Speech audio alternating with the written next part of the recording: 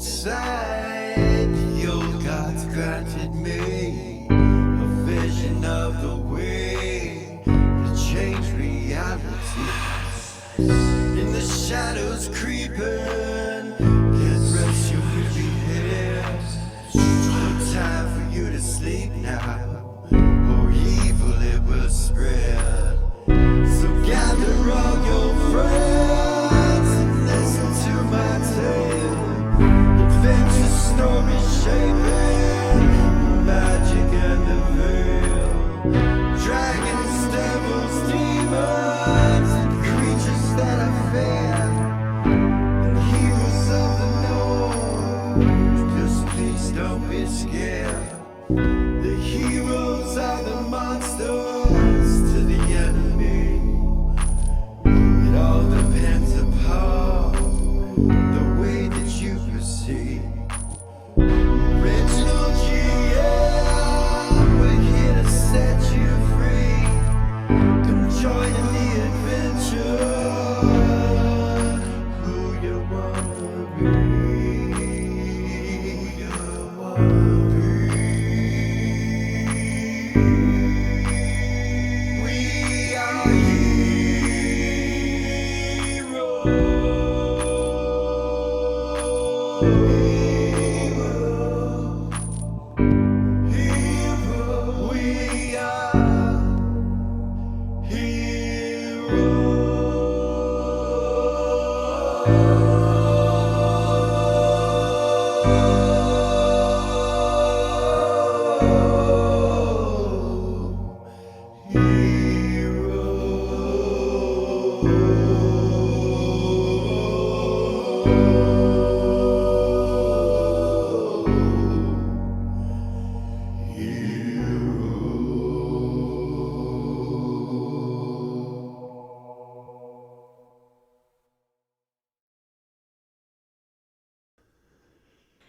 I don't know about this mysterious stranger.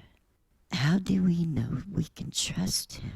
Regardless of his offer, we're already headed to the city of Warkeep. We were? Yes, I spent the majority of the last year in that city and in disguise. The city will not have changed much, which gives us the upper hand, and I know right where that orb is. I can help with any Eastern culture issues while we are there. The samurai in that city are like gunslingers, constantly looking for a one-on-one fight. What's a gunslinger? I apologize. It's slang for a bygone era in a place called Boot Hill. Basically, they are attempting to gain fame from successful one-on-one duels.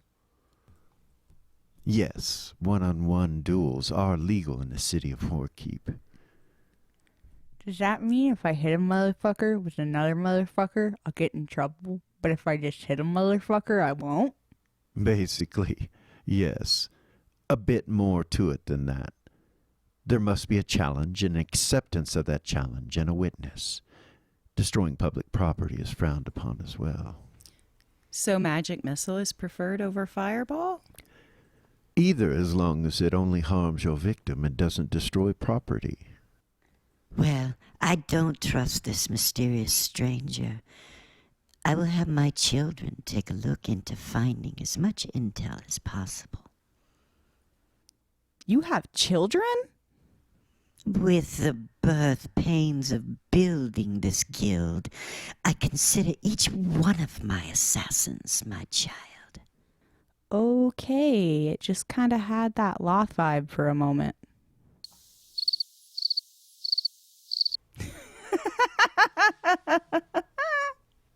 So which one of us is going to touch the orb? I'm not fucking touching it. The orbs would take me over. It's made for any warrior profession that also possesses magic. Like paladins, anti-paladins, and rangers. Is it just sitting there, or does someone have it? Yes and no. It's kept in a sacred underground location just outside the keep itself.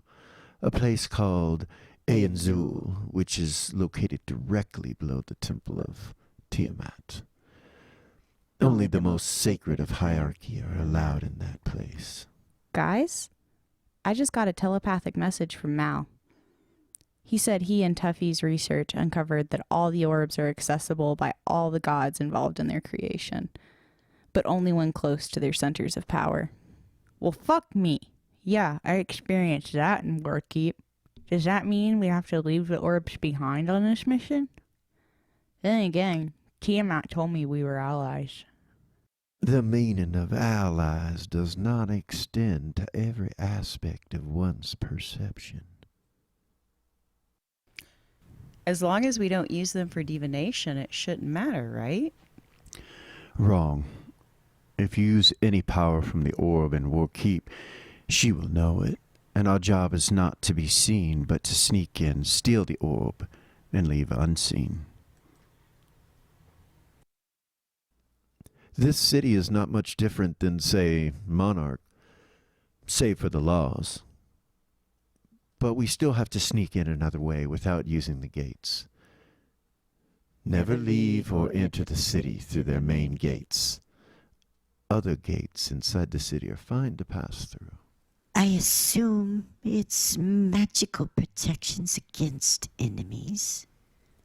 Precisely. So where should we leave the orbs? Is it safe to leave them all in one place? I guess that depends on where you leave them. Transporting directly within the city can be dangerous and will draw attention.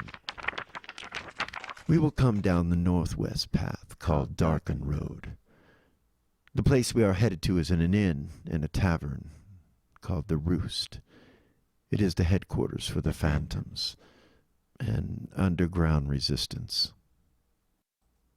Problem is, they don't remember me. So, we'll have to gain their trust. These disguises should work, but if we go out in daylight, we risk being recognized. So, we will need to do all this at night. Let's go get this orb. After breaking the curse of the mirrors, our heroes return home with mixed emotions. Recent events, a veiled reality of a mirrored Warkeep, were over. But now the real Warkeep and the Bitch of Pain appeared on the horizon still. Some of them were now beings of paradox, caught in a river of prophecy. On a side note, since Mal and Tuffy died within the Warkeep, they were able to live 15 days within the longer timeline. And when the spell was broken, they were in the nest, immune to the effects of time. So they retained 2 weeks of knowledge. But with the magical quest spells on both of them to see the return of the Elder Gods, they decided to go to the Temple of Nira and the library within to intensify their research on the orbs and the hidden ancient temples. Those temples were attached to each of the orbs. The orbs, like keys, unlocked the temples and continued the prophecy. Zira would order Havoc to deal with the orcs under her command, and she would also ask him to find the location of the orcish sisters of the House Sheeklak, those responsible for the death of her father and the turmoil and discourse within the orcish society. Myra would travel to Monarch with Gorgain and Hedda, with a royal order to free her sister Bella from the dungeons. Having returned to Lily's apartment, the party encountered the mysterious stranger. A being cloaked in secrecy. No one knew who he was.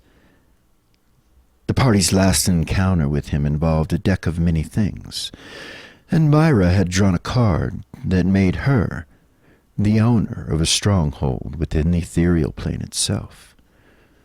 a place to which she had yet looked for as issues and missions had come about.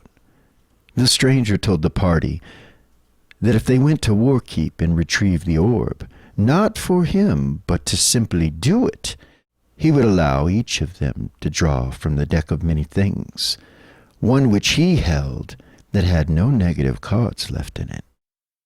Having a year's worth of knowledge, Gordon knew where the orb was located. And by Gordon's request, Lord Brahm, the king's uncle, who had training and knowledge and knew Eastern customs, would be accompanying them. As our heroes sat in the den, there in Lily's apartment, Erez began to play the song that Mac had sent her, Out of Time. To her surprise, Gordon began to sing it. Much had changed in him, she thought. But this I like. Welcome back to our 8th episode. Quest for the Dragon's Eye. We're going to go straight into it. When last we left our adventurers, we were at the Shadow's Rest. We had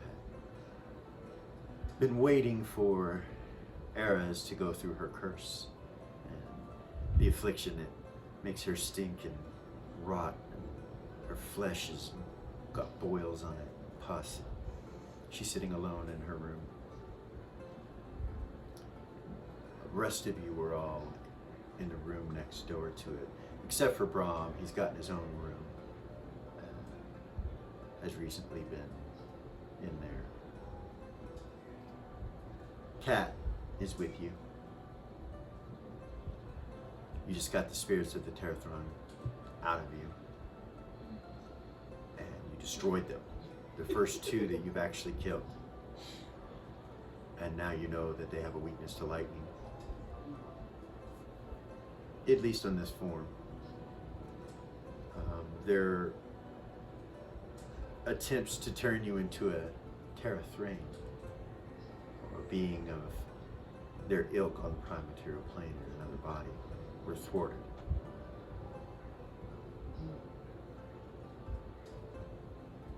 The whole time, this young girl, Kat, has been with you, watching and seeing all of this chaos unfold.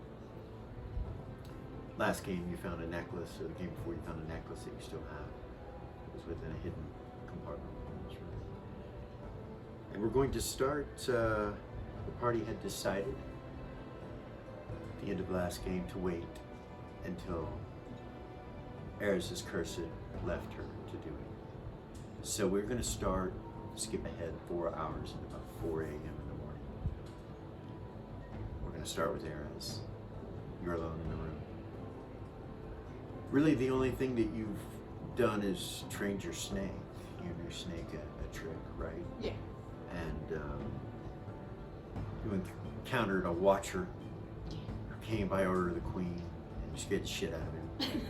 Went running away. Didn't check any other doors, he just left. Not sure what that was about, or what, or if anything will come from that. But your curse leaves you, and you go back to the beautiful self that you are used to. The smell changes. You're back to normal. You feel better. Your charisma is back up. Your voice doesn't feel funny. You're not. Nothing's coming out of your nostrils. You've endured the curse for 24 hours and then come out on the other end.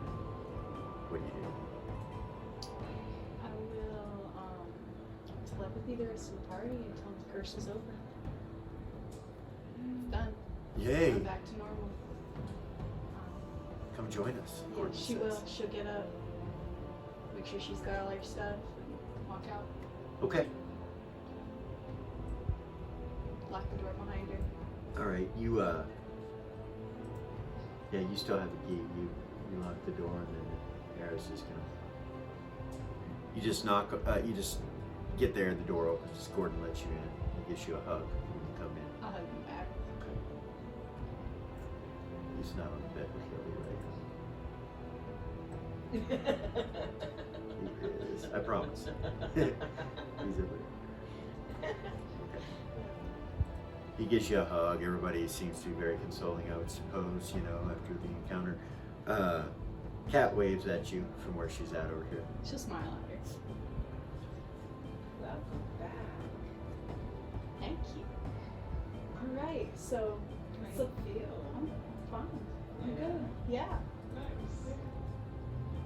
Gordon can tell you don't want to talk about it. He feels the empathy coming off of you, and so he immediately says it's so good to have her back. So hopefully we won't have any problems with that watcher guy that came. And now we can actually maybe go do some reconnaissance. You Yeah. guys are ready. What's the plan? About that point, there's a knock on the door. It's a soft knock. Gordon just looks at it. You want me to get it? Yeah, She'll walk up. Harris. Yeah. Open the door. All right, you open the door like, you know, and you're looking out, and then you kind of look down and you see this male elf standing there. He's got 2 braids in his hair that come down. His hair is brown. He's got a couple feathers in his hair, little tiny feathers. His hair is braided with wraps of different colored material. He has amber colored eyes. Ears very pointy. You can tell he's elven and probably high elven. He has dragon scale armor on that you can kind of see from underneath a vest and a cloak. Mm-hmm. Cloak is a forest green color. His boots look the same. The dragon scale. That's The a big dragon deal scale here. that's underneath his vest is red, white, and blue, and it's striped. There's multiple colors. It's multiple colors. You've never seen anything like this before. Bandolier of daggers on going down one, and then you see a short sword hilt, and then he has a bow and a quiver. The bow, he's only about 4'8", Is it a longbow? and it's a long composite bow. It's 6 foot, so it's off at an angle, kind of cocked weird at an angle, and he just kind of looks up at you. He's got a ring on all his fingers. He's got jewelry up on his ears, and he's kind of looks quizzically with his amber eyes and raises an eyebrow. Kind of looks past you. You realize he can see under your leg, like around you, and because he's so little. Mm-hmm. Like, Cat? Can I help you? My friend Cat's in here. Cat kind of pops up and looks over. She goes, "Oh, Clip! You guys, I need you to meet Clip. This is my good friend Clip. Come on in." This elf kind of saunters on in, looks at everybody, and goes, "What's up?" She'll close the door. Very high elven, head up, you know. Wanted to make sure this is the right room. And she's like, "It's good to see you." He goes, "Yeah, yeah." And then he just turns back to you guys. He goes, "So, you guys need help. You need a distraction to get in Aeon Zuul. Or at least that's what I hear." Gordon goes, "Who are you again?" He's like, "Clip." Walks up to him, kind of extends his hand. Gordon looks at his hand, and he speaks in Elvish, and he says something. If you speak, you understand. He says, Yeah. "There's no need for human interactions." And he's like, "Oh, good." He says in Elven, he says, "Because I hate human interactions, but I'm forced to use them because I'm an elf living in and around humans." How about you? Half elf? Gordon's like, "Yeah, yeah, I've heard of you. Gordon Lightfoot, right? The one that out of time." You see Gordon kind of step back from this little elf for a second and go, "How do you know that?" "I know a lot." And he kind of turns and looks at the rest of the room. "So, I can give you guys a distraction, and you can get an Aeon Zuul. It'd take you 2 weeks to follow the troops and find all their movements and find the best way in, the best way out. I know all that. Let's just cut to the chase. I'll get you in. You're responsible for getting yourselves out. But they won't stop you from getting in. You'll just have to do what you got to do while you're there. I don't know what you're doing, but I know it involves the orbs. I highly suggest you don't put them together. That's my only suggestion, and that's a boon coming from," he kind of turns and looks over at Cat, "from, let's say, her father.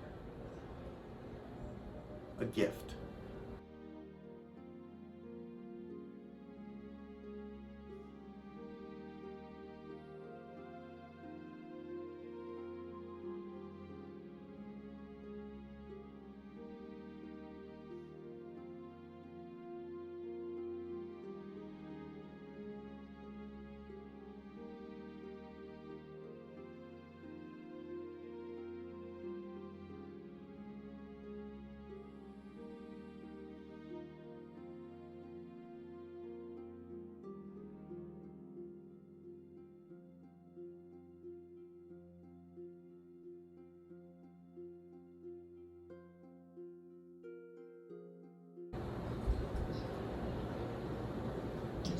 For purposes of his name, when we speak it and who he is, we'll simply say Glistinian.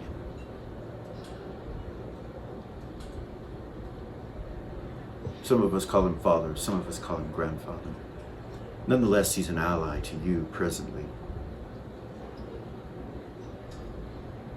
And we can get you in. You guys think it over, I'll be down in the bar. Starts to walk, and Gordon kind of stops him. He's like, so we're allies, right? He said, yeah. So, can you tell me who this grandfather, Father Glistinian is, and why we should trust you? And you see the elf kind of look down for a second. He's like, yeah, that's an honest question. If we were the bad guys, you'd already be fucked. And he turns and walks around. Goes around Gordon. You see Gordon kind of follow him. Like, Aries would kind of giggle. guys, he looks over at you like, what? And he goes out the door and closes it behind him. Slams it, too. Bang! Cat's like, Justinian. Stinny. yeah, that's my Your papa. papa. Yeah, Glistinian. Huh. Well, He's the Lord of Cats. She smiles. Is there any roll I can make to know what that means? So yeah, you can make a Legends of Lore. You can make a religion proficiency. So um, Aries has legends and lore, Zira's got religion. You could do. Yeah, that's pretty much. Yeah, Okay, let me just try. do that. Any kind of animal proficiencies might go really well, but So Aries got it, what'd she get? and so did Zira. She got a 20 under 75, and Zira got under religion an 8 under 13. Okay. Let's your legends. Oh yeah, there's so much that you have heard about the Cat Lord, or the Lord of Cats. You know, he's been skulking around for hundreds of years, kind of under the gods, kind of manipulating the gods, kind of taking advantage of things that when they drop the ball. He's a mischievous, probably demigod, maybe you think? You don't really know for sure. Okay. And you know that cat kind, or cats, which are really can be distinguished by more than just being in cat form. Some people have cat blood in them, and they're humans or elves, or it's kind of a additional DNA strand that's not seen, a magical wisp of energy that kind of makes its way through mankind. And some of mankind are what they call cat kind, and they have the spirit of cats. And he's their god, pretty much. That's what you know with Legends of Lore. So when she says that, Religion proficiency next. Sorry. Who is it with the religion? Zira. Okay. It was an 8 under 13. She remembers when she was a small child that the Cat Lord and Shagras made a treaty with one another. And Shagras is an orcish deity, right? Yeah. The shadows, night, and very evil. You remember that there was a treaty made between them, and that's what you get in your religion proficiency. Okay. So what? Huh?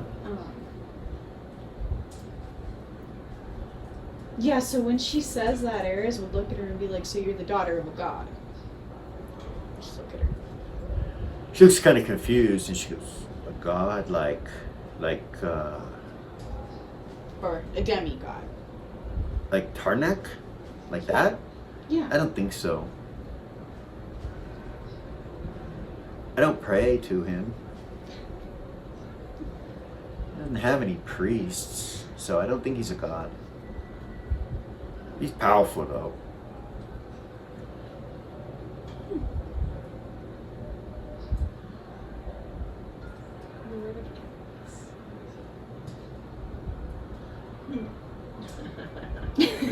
She just continued to do that. That bobcat thing.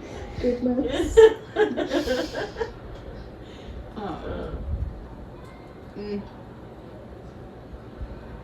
She goes over to the tub, and you see her take a handful of water. Oh goodness. We can get you better water than that. She looks over and says, sorry, I was thirsty. Oh goodness. I talk about him, it makes me thirsty. Yeah. Yeah. Huh. Yeah. Oh. Does lots of things sometimes. Like what? Really chaotic things. Like I might wake up somewhere I don't remember going, things like that.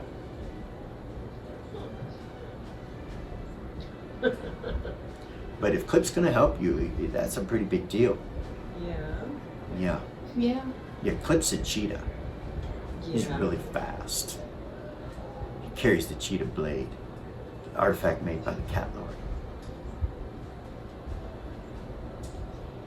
Wow. Hmm. That's really cool. Hmm. Are you okay? So he's, just to be clear, part human, part cheetah? What? He's part human and part cheetah? Huh? I know what you're talking about. Anyway, Eris would just turn and look at Gordon. Like, he's kind of just looking at her, and he looks back at you, and he kind of looks at you for a second, and you see Miranda's eye kind of come out, and he telepathies to you. There's something in her. what kind of something? I don't know. It's not a ghost, he says to you. But Miranda's telling me there are more than one people right there. Multiple people, as she would say. We know lots of those. Did a demon? Okay, well. I don't think. I don't know. She says, here she is. She says, it is not a demon. She is a familiar. She's a familiar? Yes. She's saying this? She says that Miranda telepathies says that that to Oh. Eris. to Eris. She telepathies that to Eris because Eris asked the question. You should probably tell the others that there's something watching and listening through her eyes and ears. And then Gordon goes, yes, that's what I was just getting ready to say.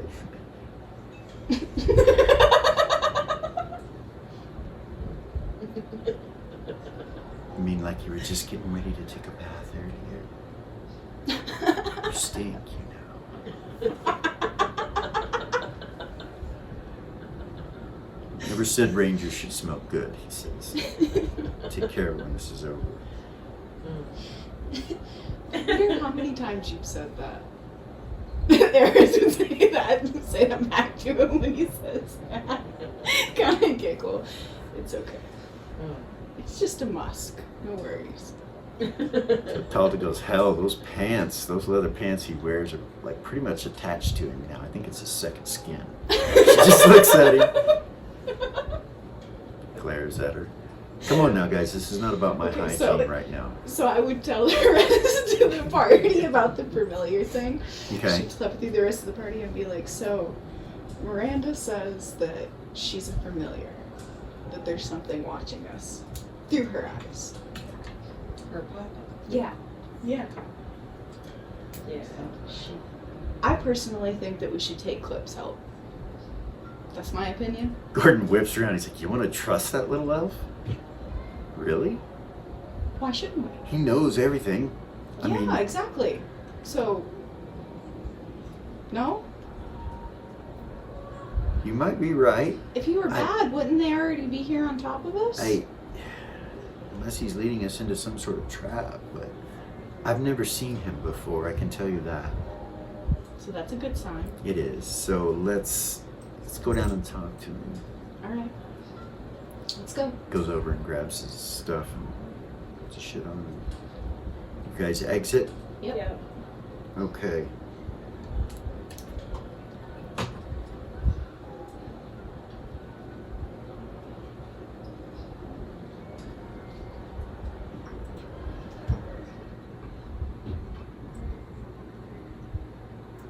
Alright, there you are.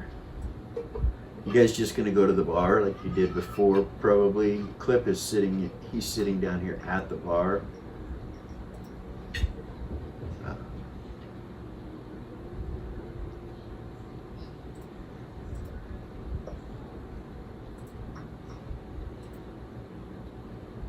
So some of these people are gone. This is Clip is sitting right here. So this girl, she's gone. She was there that night before. And that elf that you saw, he's gone as well. The samurai is gone. So when you come down, it's Clip. That's it? Yeah. Nice. And the bartender, of course.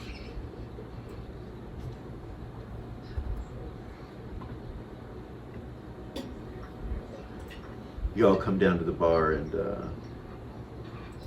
sit down next to him. Yeah. As we're coming down, I'll look around the room with observation for anything hidden. Okay. Brahm will come down after you guys. Sit over here.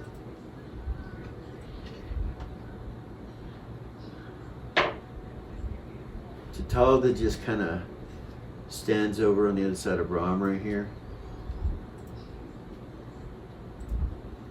Gordon will sit right here.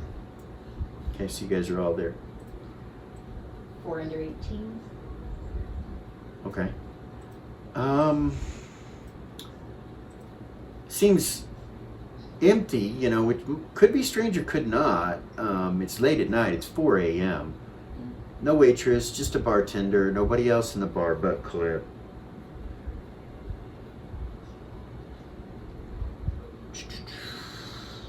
You would notice the bartender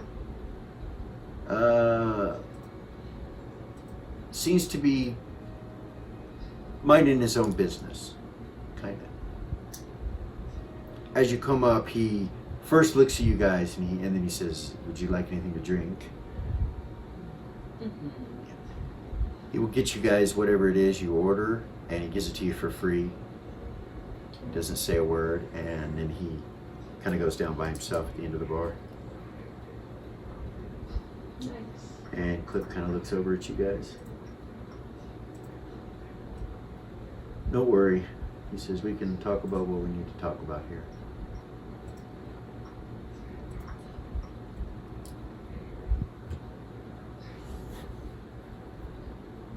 So, the easiest entrance into Aeon Zuul would probably be through one of the barracks where they sleep. There's someone that looks after them at that barracks, but they all will come running out and clean the barracks out, including that individual, if something is amiss outside of the Temple of Tiamat, on the grounds where the towers are. Kat and I can create this distraction.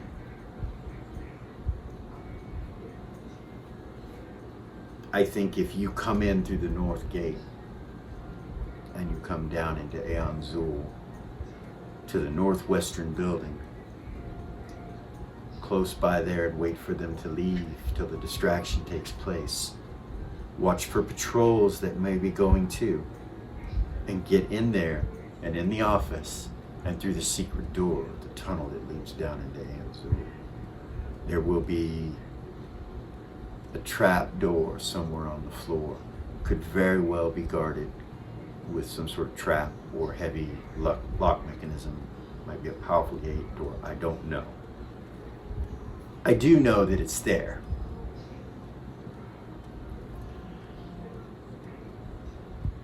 I can see that none of you are good, so you have nothing to worry about with the ruins of the place. Do you know if any type of invisibility works within those? I would assume that the best way to continue into Aeon Zuul itself would be to wear the robes and be non-conspicuous to exactly what you would do if you were a cultist. Gordon says, so if we were to tell them that we're being attacked, would they leave their posts? You know, I don't know, perhaps. So maybe we could go in and lock some guards out and then take care of what we gotta take care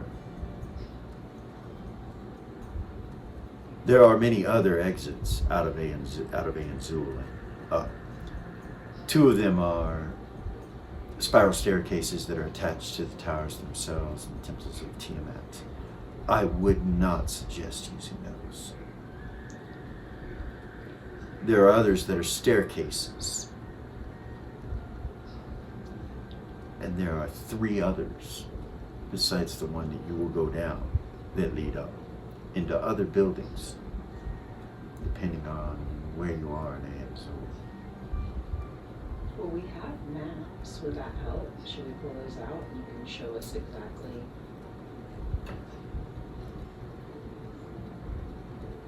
I have never been down there. I just know the buildings, but yes, I can show you the buildings.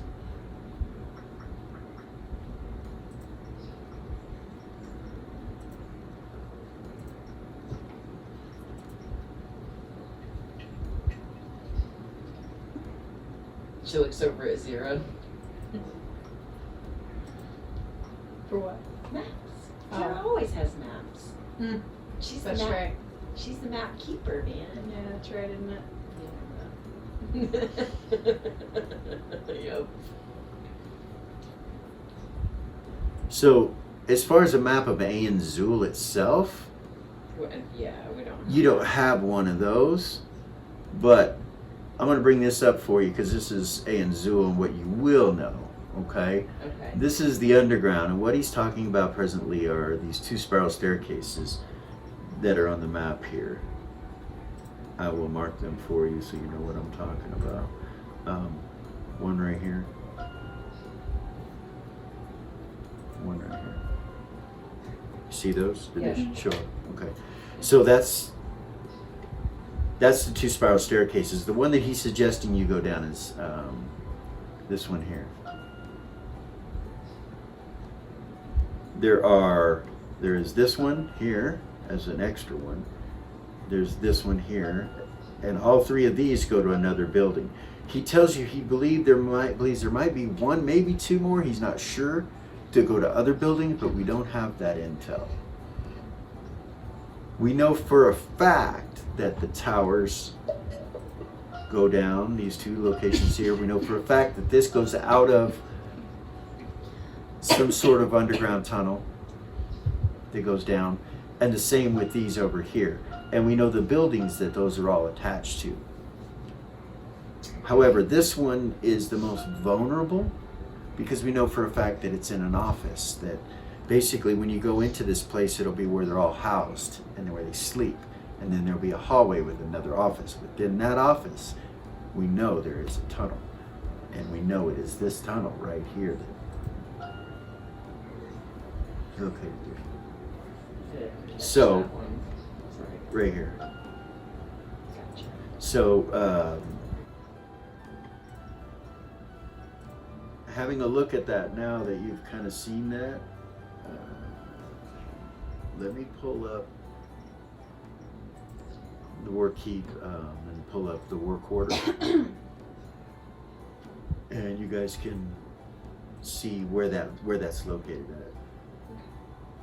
It'll take just a minute for this to load. So while that's loading, you guys are sitting in the Shadow's Rest, and Cliff's saying that he thinks that he can get you in that area with a distraction from the temple. Gordon asks him how long. He says no longer than a minute and a half.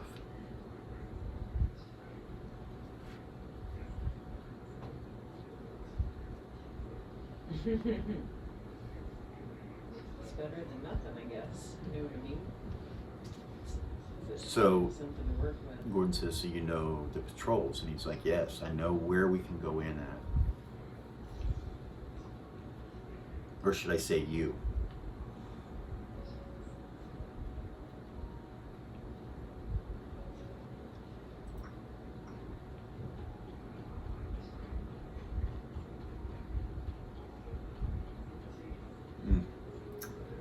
So that's the fog of war there. It is.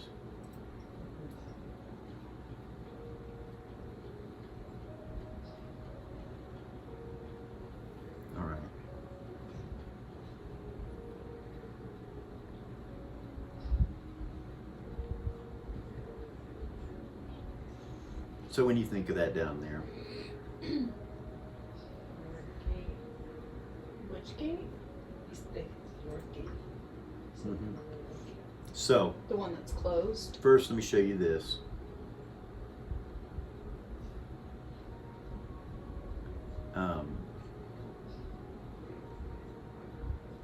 This structure that's close to the gate is one of the structures that's attached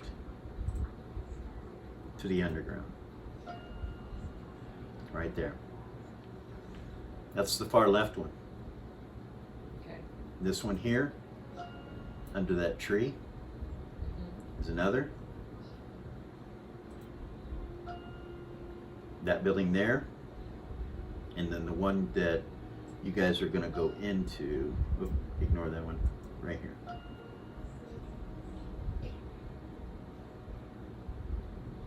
So if you're going to do that successfully, you have to enter through this gate up here. So we have to sneak past the wyverns, make it through this street, all the way over to either this area of trees here, to this area of trees, and then around. The entrance is going to be, so you'll probably need to go into here. So, do the cultists roam the city, or do they just stay in that little area? They roam all around. There's something that there, but we're going to be, you're going to be, or we're going to be in cultist robes. So we're going to be cultists. So we're going to come across, go through here, and then try to just make a straight beeline from here, right here,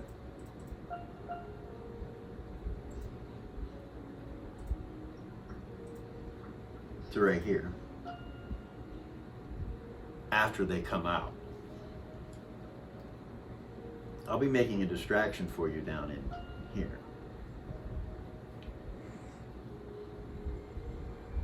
Now, there's a patrol of guards that roam from here.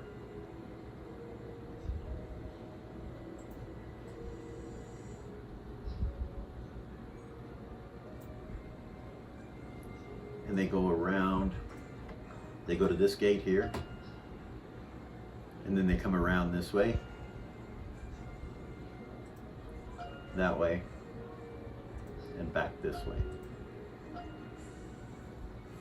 That's the patrol that killed my shadow cat last night. You have a shadow cat, Um, Clip says to you. It's a conjuration spell. Ah, Not a real shadow cat. I don't even know what that would look like. he nods.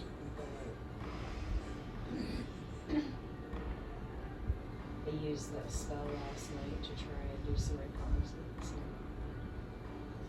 Got as far as went to the tree. So, The beholder, they're one of the beholder of the group that we looked at. yeah, I was just getting ready to mention to you there will be holders. And then there's the ones hidden. The ones hooded. Sorry, the ones hooded. And the ones hooded, they don't attack physically. Everything they do is magical. That would make sense. They don't really know what they are. Have you ever seen one of them attack or anything? Yeah, What did they? spells. Yeah, but what kind of spells? Yeah. All sorts of spells. There's rumors of them that they can channel almost any form of arcane magic. So it's arcane. Yeah. Now, the Dragon Guard, depending on which one of the five they represent, depends on what their immunities are and what they use.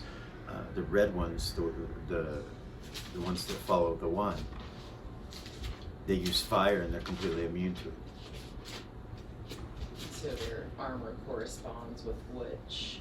Thing they can do, and yeah, you don't want to get into an altercation with the Dragon Guard and the ones hooded and the beholder. You don't want to do it. You want to run if that takes place. Yeah. You do.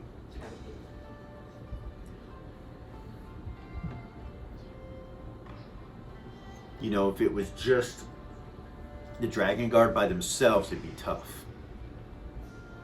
And then they add those things onto it, the creepy ones hooded. Right. So I was wondering if that would be, and you may or may not know the answer to this question, but I was just curious if the Beholder killed the Shadow Cat because it was magic?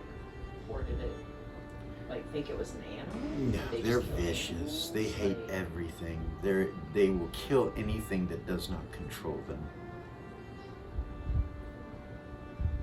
Yeah. Usually the Dragon Guard control them, or the hooded one. They seem to answer the calls of both of them. But, you know, I'm not sure about the details about that completely. I just know that they are vicious. The one down in that section is Gruul, I think is his name.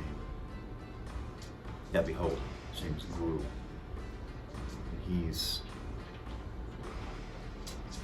He's a dedicated, predetermined evil of nature. Yeah. They have their own personalities. They're not really just watchdogs, but they actually, you can eat and be around them in their presence in the city in certain locations, certain establishments. I'm sure they still have their own gym down So, you know, yeah. there. Goodness. So if we came up from the dock area to this gate, we would have to sneak past this here and get into that area. There's heavy shadows there, I can tell you that. So it's doable. I think the best choice of action would be to go around through the city, going this way.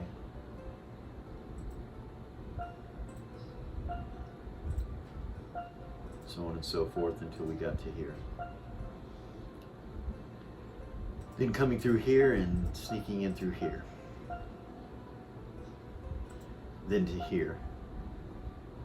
And once there at that tree clump, of course, the whole time in disguise, Kat and I will go and cause the distraction, and the distraction will take place over in here while you guys are here.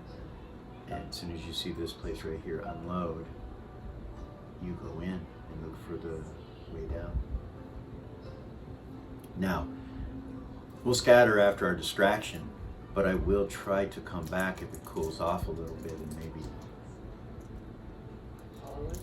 not follow you, but I'll get your back and come back out, hopefully. Sweet.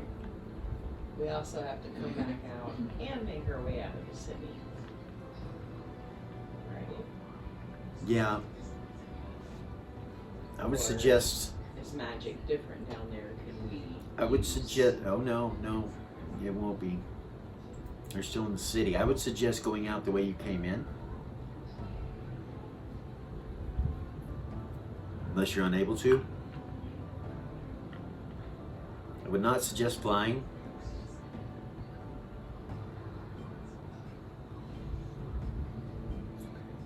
The skies above us are probably the least favorable way to do anything. They're covered.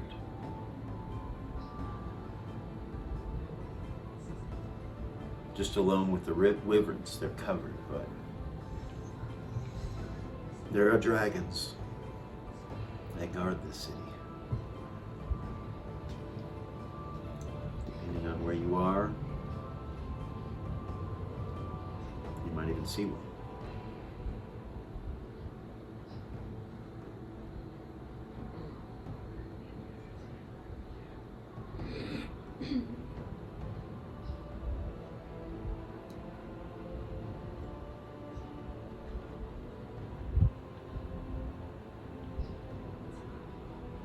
So when you're ready, I Before am we ready to take you there. Before we go, I'll tell Roos that I don't want him out while we're trying to sneak in because he can't become a cultist, Okay. and I'll put him up. Okay. I don't want him to get left or something like that, like he did last time. Okay.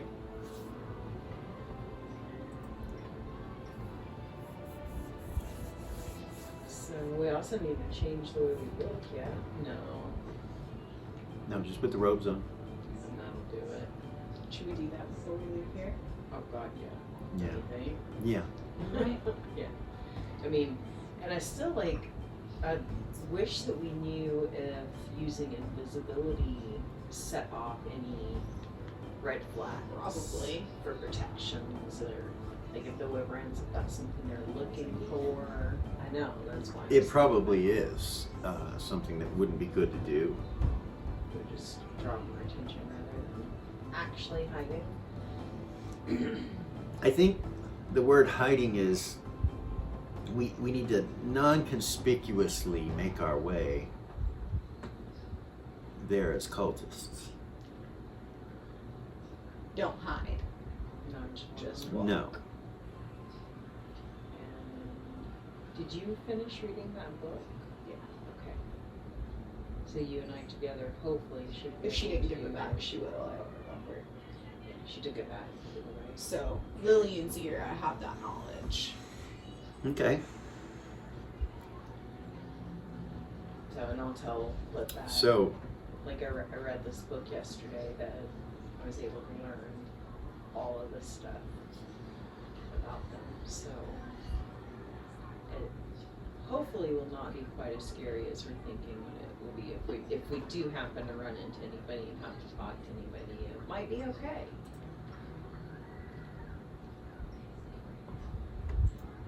Okay. So, the orbs ritual, you learn that it required all the elements of dragonkind present surrounding the location of the orb. There's 4 incantation or hymns that create these circles of magic. And then 2 orbs must be placed together for the egg to come about. So 2 of those put together with the ritual of that magic and those energies, the elements around them. And then the 4 hymns for the circles, and then when the orbs are placed together, there's an incantation hymn that goes with that as well. There are 5 songs. And when you read the book, you realize you're not sure if it's talking about, Tiamat with the 5 colors, or if it's talking about that you have to have all of them together, and you don't even know what the good would be, or is there a difference? Is there a better chance if you do Tiamat's elements to get Tiamat, or is there a better chance? You don't know. You had never heard any of this before. You were told by Alexandria that just putting the 2 orbs together would create the egg. Yeah. So maybe this ritual is something that they've created that doesn't have anything to do with nothing, or maybe It's a way to change. a way to channel Tiamat instead of Bahamut. I think I said Baphomet last game. Yeah. Bahamut.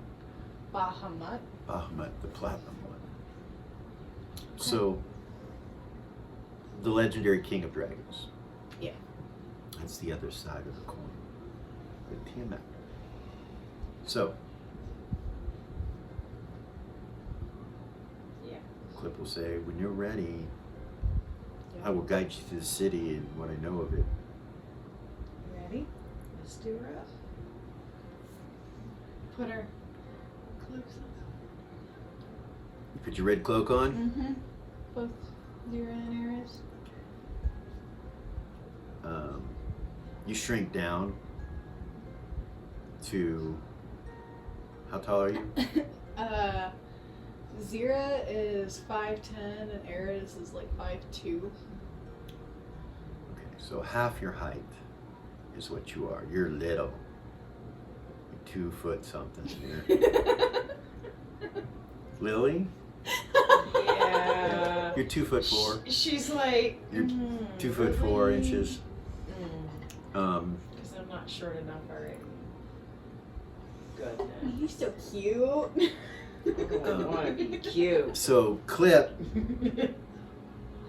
you see him shape change into one of those demons, those real big demons, and go and stand next to 2 of you. Goodness. And Kat does the same. Nice. Goes and stands next to 2 of you. So there are 2 demon type looking individuals with you.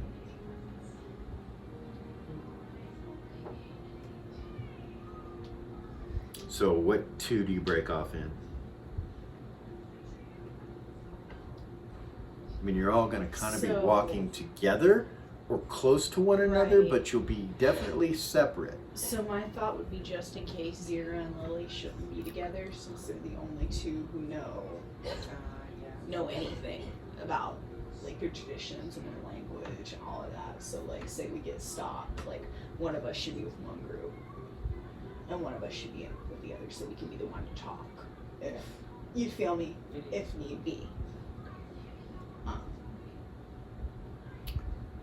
So, Rom, Era's, Lily, Zira, Gordon, Clip, and Cat, correct? It's total. That's a total. So you're short one. Uh-oh.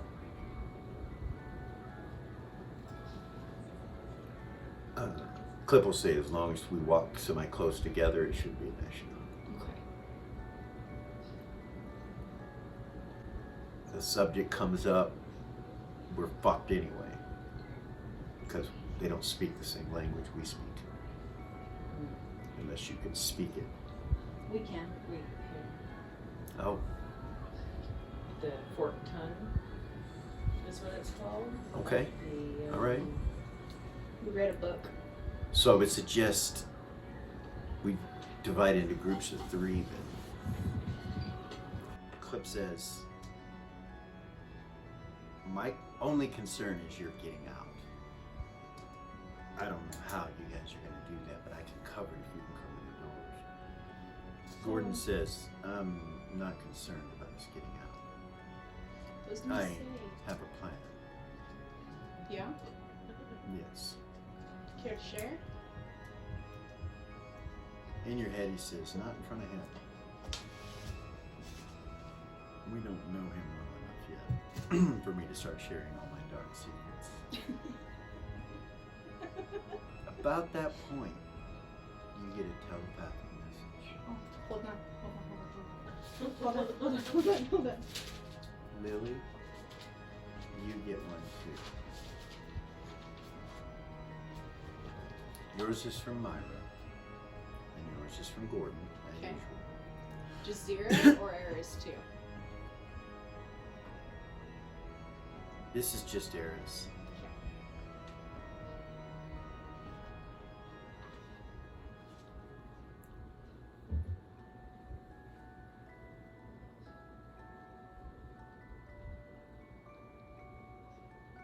I'm forced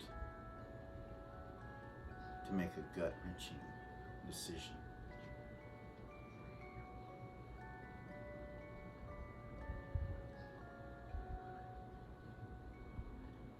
James is safe now.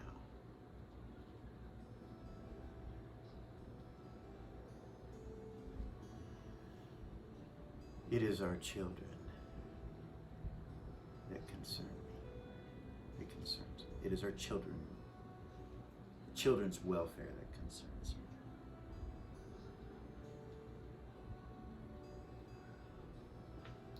I wish you were here. And that's it. Myra. Well, he did it. He walked in the throne room, challenged the king in front of Brahm and Aeon, and told them he is the rightful ruler of the crown, and that the king had one choice and one choice only. And he struck him down with his blade and sucked his soul as he sat on the throne. The king is dead by the hands of Gordon Lightfoot, who now calls himself King Vane.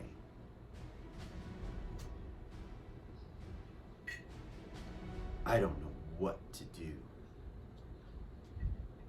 Gordon assures me that it was the only option, and that the soul of the king is in his blade, and that he actually saved his life.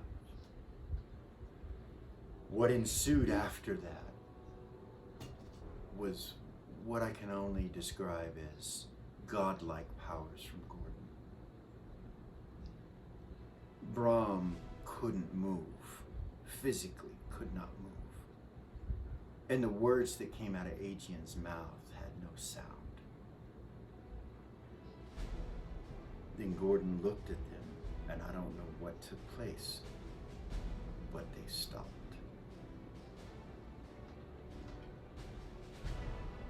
Gordon sat upon the throne and invoked it. The throne of the gods, the seat that the king did not invoke, but only for troubled times. He sat on it and he invoked it, and he changed.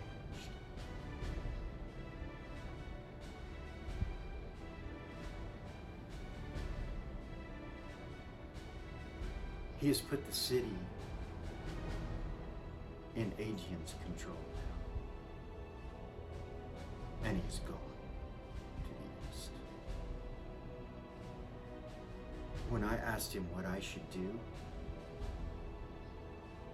he said, stay here and let me know when they come back.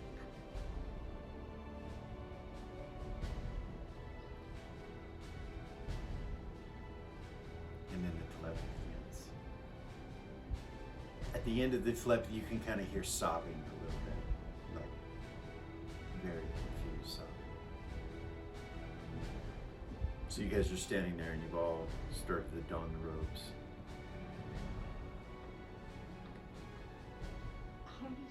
I don't remember. I'm like, what?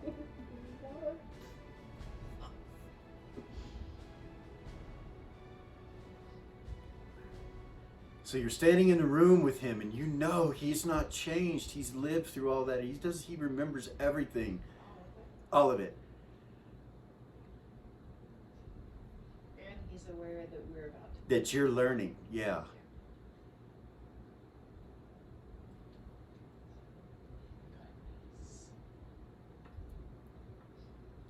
So Zira doesn't get it. Mm-mm. She doesn't get any of that. So,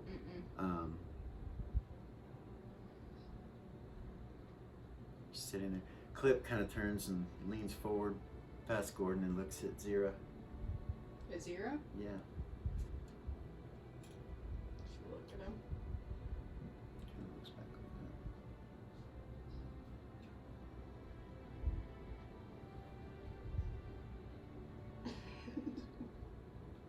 over Fuck. Gordon Leon looks at you and looks back at you.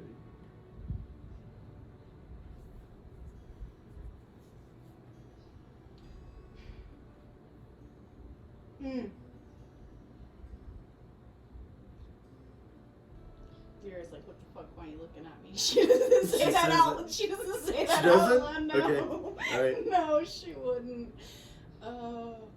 That's what she's thinking though. Ares is like fucking beside herself. She doesn't even know what to. You feel me? She's Gordon like, immediately, about that point, turns and looks at Eris like with concern. He just looks at you. He's like, you okay? That's a loaded question.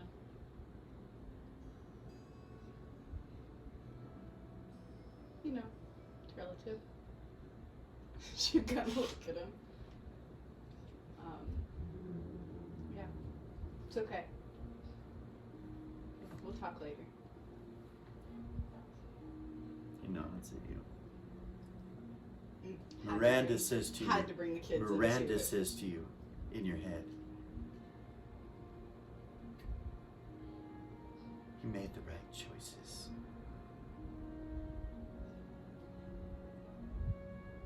You must follow the path to the end. Okay. Gordon looks at you like you're quite aware that he's aware she said that. He looks at you and then kind of looks back. He's like, "We should get this done as quickly as we can. The longer we wait, the more we talk about it, the worse it can be. Divinators." He looks at the bartender and then looks over at Clip. He's like, "So he's to be trusted?" Clip goes, "Yes, he's with the Phantoms. They are friendly, all of them."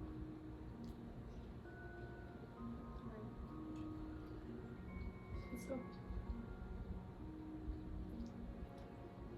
Brahm says in your head, he's like, "I am not sure exactly what it is we are doing, but who is this short little elven fellow?" He's gonna create a distraction so we can get inside. Right now he's gonna escort us there. Well, I would suggest with the best skills that you have possible, that you watch our back when we go where we are going. I would dare say someone might be following us. I have no proof of this, of course, but I am old and wise, and I know this city.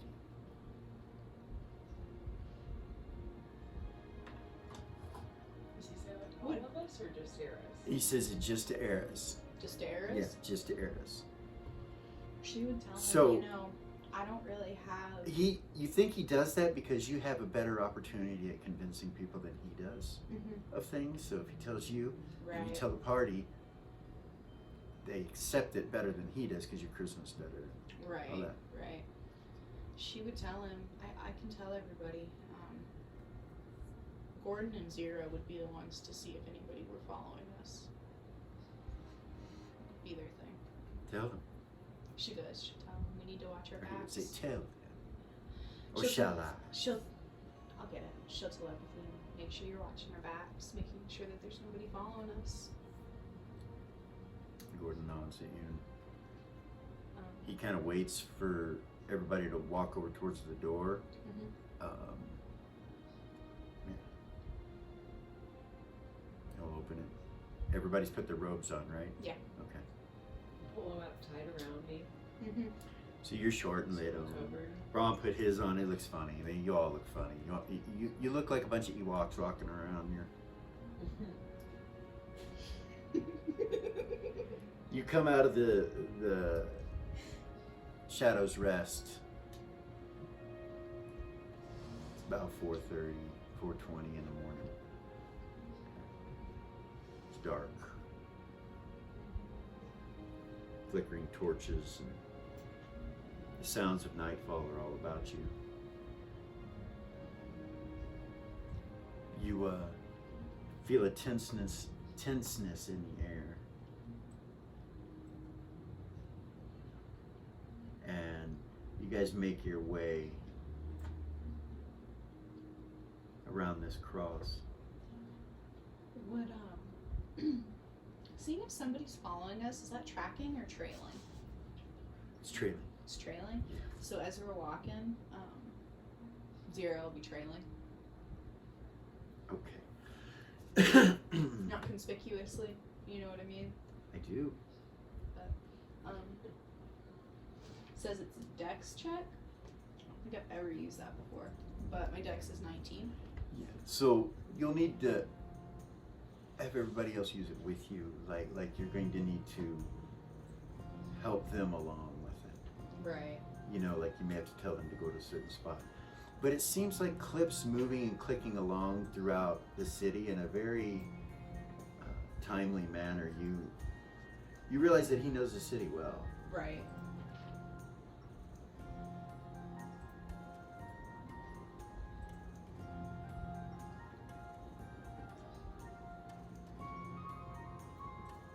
I'm going to pull up this map here.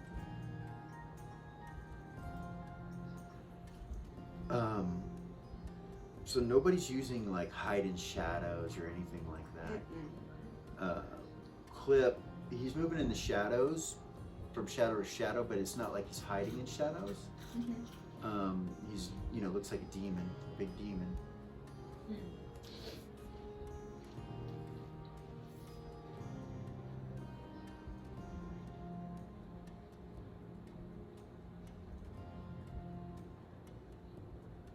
So you guys come around the cross area and into this other section right here. You guys came from Shadow's Rest, which is located right here. Okay. And you came down here, up here. And as you're traveling, you're seeing the wyverns on the walls, and they don't seem to pay any attention to you. When you get close to this area right here, Clip tells you that's the Three Sisters Apothecary.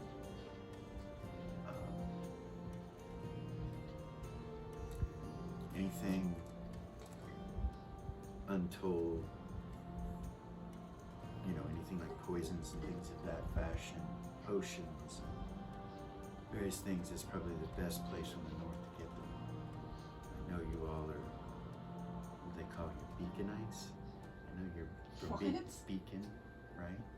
Is it Beaconites? What are you talking about? That's just what people call you. I would suppose people not from there, such as myself. She's laughing through telepathy. You just be quiet for a moment, and he just kind of stops under that tower by the wyvern, and you can hear the wyvern doing this. It's kind of looking around. It pretty much ignores you guys. It's not looking down at you. It's looking on the horizon mostly, and kind of up in the air. You're sitting there, and about that point you hear a baby cry somewhere close by in a close distance, like close to where you're at, in the direction of the apothecary. In that direction, you hear a baby cry. Clip telepathies to you. He's been telepathying to you, by the way. He telepathies to you. And I think at this point he's doing it to Eris. She's the one that opened the door. She's the easiest to talk to. So that's who he's telling this to. He says, well, that's not creepy at all. And he starts. It's just a baby. Mm. She's mom. Yeah. Yeah. It's just a baby. Calm down. He heads this direction right here. As you guys traverse the map, heading up this way. And then you come to here, and this is all lit up really well. And as you come up to it, past this building and through the gates over here, you can see guards.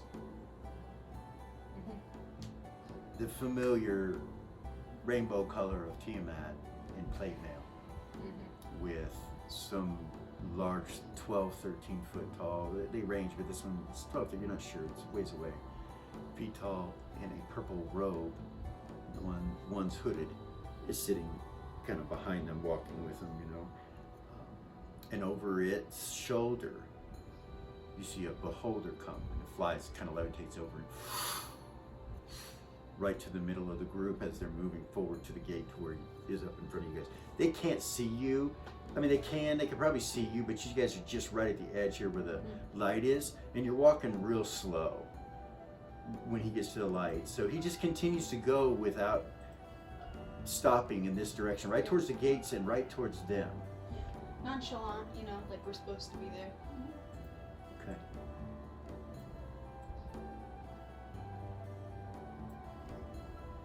When you get to the gates, you can see that there's an offshoot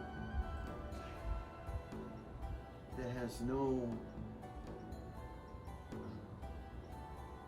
buildings or anything that you can see as far as structures. And it has a huge gate in front of it. And on the front of the gate, it says Shadows Run. And at the end of this thing, you can see a small light off in the distance, and it's part of that T. And I'll pull it up here on your map and show you. You see what looks to be a fountain. And then you can see the shadow of something. Did I do the right one? Right top, right bottom. I did the right. Goodness. That's left. You see the shadow of something walking away from you guys and turning down by the fountain and kind of going out of view for a moment.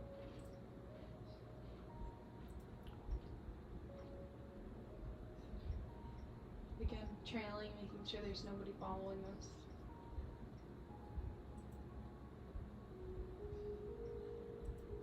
Okay. So, you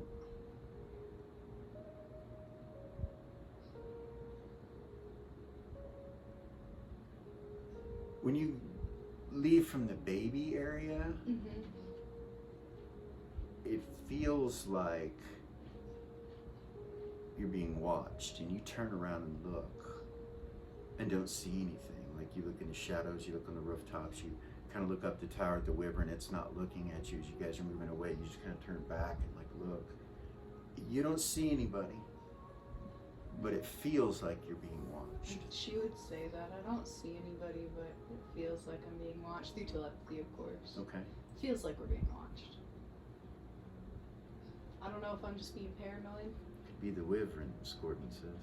Maybe. Doesn't look like he's looking at us, but let's just be careful. All right, so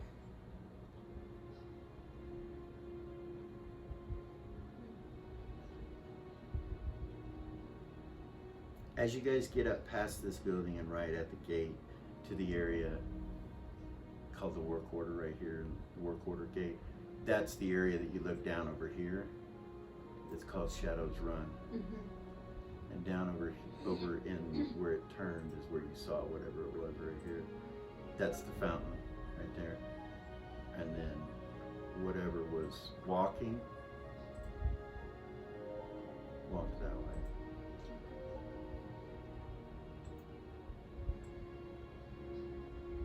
All right, so as you guys come walking up to the gate, Clip goes in front, and you realize that the gate itself has a smaller door-like gate on it. And he just walks up and opens it, unlatches it and opens it. It's not locked. And he holds it open for you guys. And Cat follows up the rear. And then they catch up with you a little bit, kind of join together, and you guys, the plan is to go to that tree right there. And you see the guards that were standing at this gate have gone this way. So they're probably gonna go around like this. So what do you guys do? Wait for Clip. He kind of looks both directions and he follows the way they went. He waits a little bit and then he follows this way. Behind them. Yeah. When you get to there, you see them going this way. You realize if you would have gone straight there, you would have ran right into them. So as you come this way, you get to about right here. Clip telepathies to you straight down there. There's the building, he says. He's pointing right there. That's the building you want to watch and wait for. Okay. I guess we should split up now. Alright. Let's walk you to the trees first, and he'll walk you over here. So when you get in this brush of trees here, you could see up here, you could see the war keep, the ever familiar walls of the war keep. And you look up and you can see wyverns and stuff like that, but when you go under the trees, they won't be able to see you. So as soon as you guys get under the trees there, he tells you get in a position where you can watch that house, which would be there to see here. Yeah. He looks at you all, kind of turns his demon, and then in your head he says to you, Jesus, good luck. I hope you succeed in your mission. I hope that we meet again. Thank you. Thank you. Tina kind of walks over as the demon, and looks at you guys, and she goes, it's so nice to meet you guys. I wish I could go with you, but I can't. Stay. Can I come to Beacon sometime? Okay. All right. Good luck. Hopefully we'll be home in the next. May luck be with you, she says. They turn and start walking down this way. They go into this set of trees and head that way. All right. Watching that house.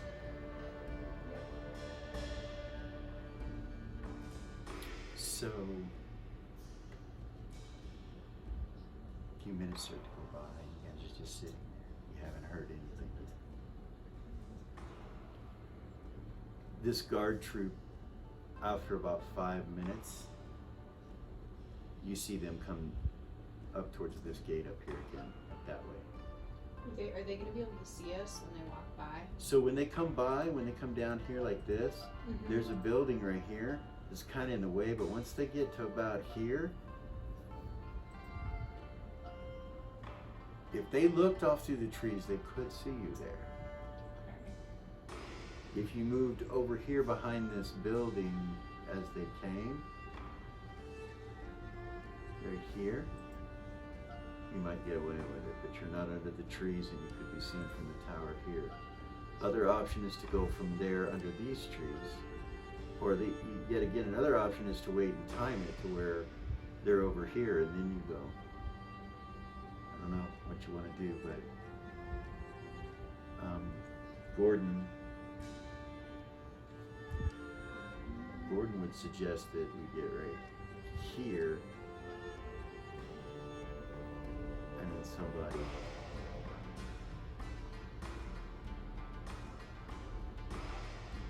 maybe way over here. They won't be able to see from that distance probably. Then again, they might. There's a possibility they do have a beholder with them. So Gordon would suggest just getting up against this building right here and waiting.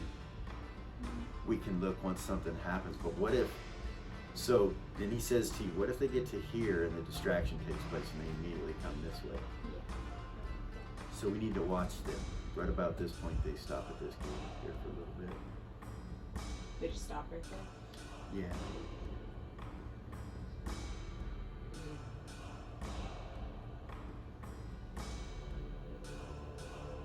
At about that point, you hear an explosion.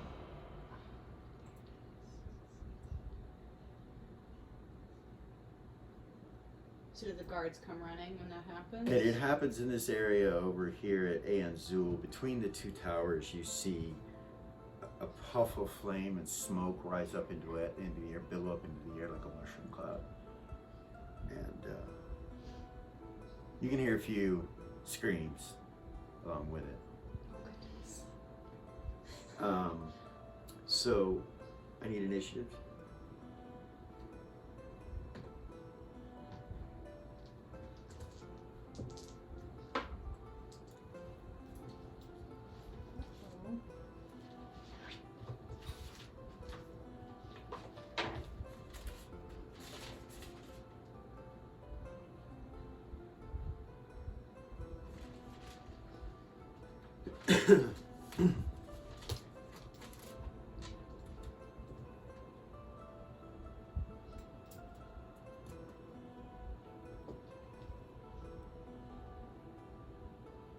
Okay.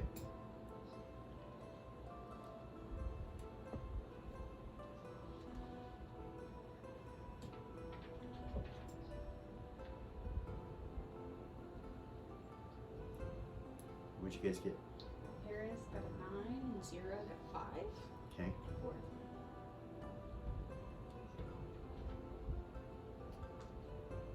So a 9 will go first. Oh goodness. I'm watching that building.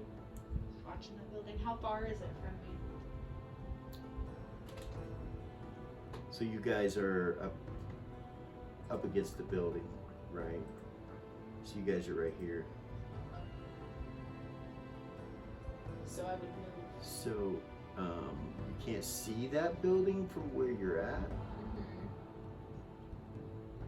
So start to move down. but you're gonna be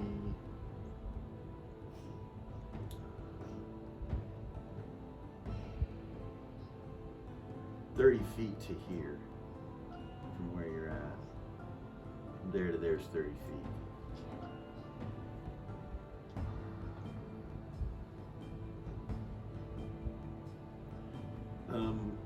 Are you gonna look around? What are you doing? You gonna move? Yeah, first, okay, so I kind of want to move this way, like towards me, this way. So over here? No. The other way? Not quite that far, just far enough, like I don't want to go past the building, but just far enough to where I can see, Right like, here? yeah, like are those guards coming down? So you're gonna try to look this way towards the guards right here. Yeah. You don't see them when you go and turn around that corner. When you peek around that corner from right there, you don't see them yet. I guess start moving down to where I can see when the guards come out of that building right there. Okay, so you start to come out from under the trees here, and roll 6. 6.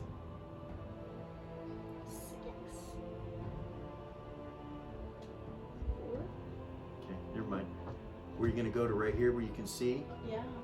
So another 25 feet or so? Yeah. So 50 feet that you've moved? Okay, So you for an initiative with yeah, that's 9. So she moved a little bit of her movement rate. Is there anything else you want to do? You want to look around anywhere else, or just look around your surroundings, or just Yeah, peel yeah. it, or do you just look at this door right here? Or... So the cloud is coming from over here. Just kind of look around at my surroundings and then keep an eye on that door.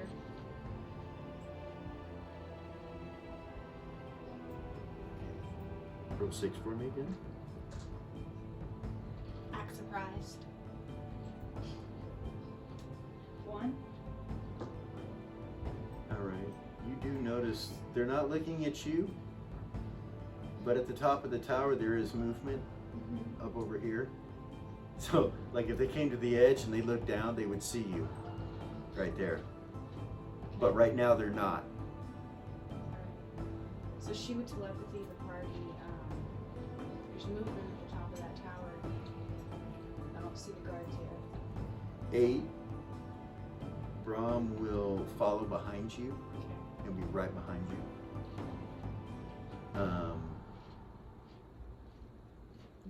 Gordon will come on a. You can do something else on an 8 if you want, but Gordon's going to come on a Hold. 7. Wait for everybody. Use that. So 6, 5. 0's on a 5. She'll start to move. So she's back here, and when she does start to move, and 0 starts to move from here, she roll some percentile dice for me for hearing noise. What sound is?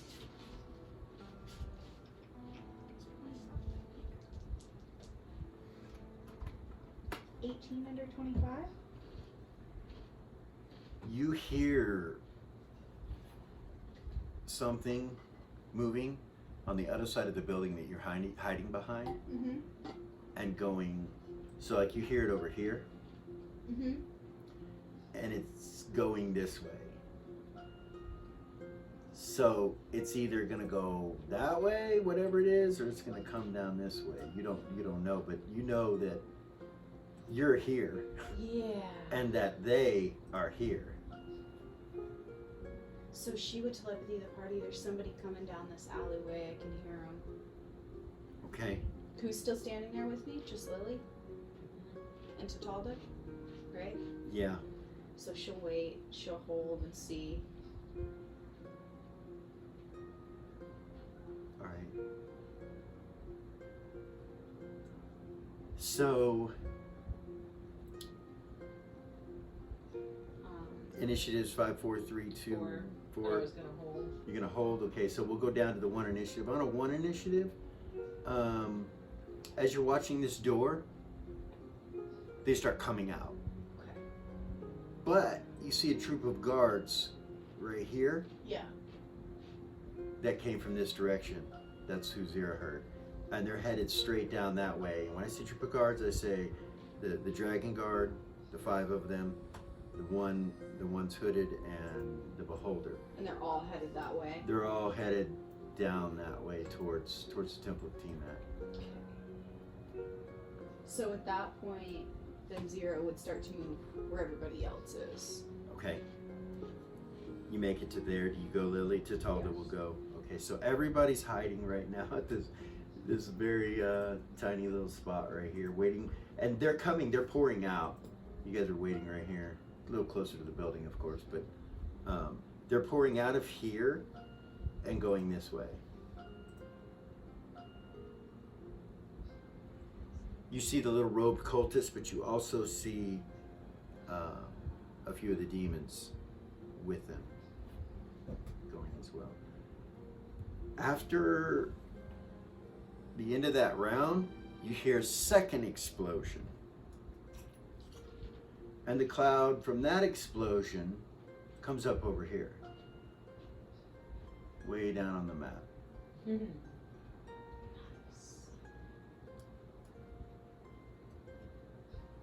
We need to roll initiative again?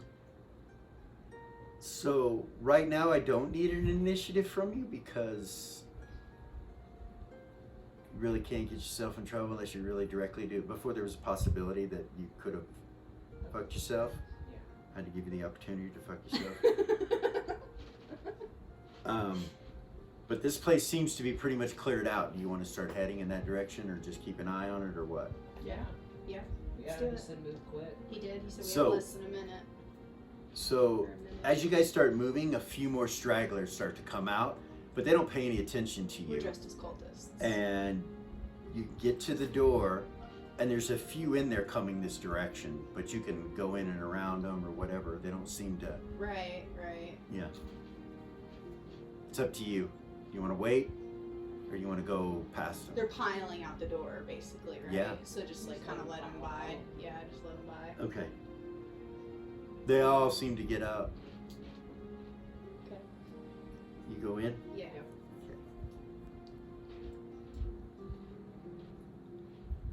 All right.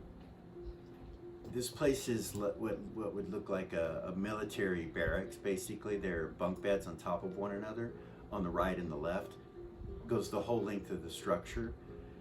At the very end of it is a small hallway that looks like it has a path that goes to the left and then a door to the right. The path to the left might be a latrine, you're not sure what it is, but you think the door to the right is the one that Clip was talking about. To go into. Yeah. Okay. So you head down the hallway between the Yeah. beds and everything. Yeah. Okay.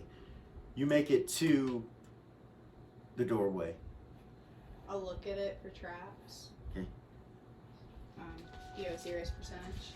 Boom! Boom! Boom! You hear another explosion outside. Scares the shit out of you as you lean down to look for traps. Outside it explodes and you're like... I was like, oh no. And about that point you hear a huge release of gas come from the latrine. Somebody farts like it just rips and echoes through the hallway. Let me check the door for traps. So roll initiative. I don't know who's gonna do what, but roll initiative. The only time in one of my campaigns that a fart has activated an initiative. A long time. Crazy.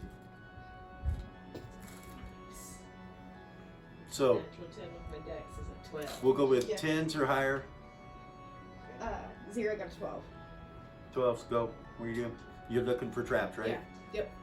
What do you want to do? I'm standing behind. You don't want to peek around the corner, see who's in there? In the bathroom? Mhm. Oh, I want to stick my head in there. They're on the toilet. I'm just asking what you want to do. No. Okay. 70%. I got That's what my roll. That's what my score is. I don't roll. Do you want to roll it? No, you roll it. Okay. 98. Oh, that's trapped. I'm sorry. That's why I didn't. Yeah, we always roll trapped. Ian rolls traps for you usually. For obvious reasons. Yeah, that. You know if you fail or not. Helps with metagaming. And DMs start to get tells and things like that. You know, when they say yes or no. Mm-hmm. You don't see any traps. I'll check too. Yeah. I'm standing behind her, Okay. trying to back her up anyway, so I'll check it. That's trauma. You feel it? We don't have to tell the checks. These characters here have some trauma. Anyway, And if there's a trap, you know, always make sure to look for a trap on the trap. you don't find one.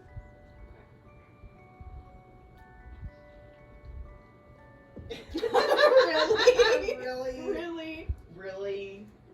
Talda goes, I don't see anything either. Just It for- appears unlocked. She says that in your head, of course. You hear another fart in the other room. Ugh. About that point, the smell hits you. Oh my god. Gordon points at the door and goes, Go through it. I'll go through. Zero will go through. you open it. Roll persona dice.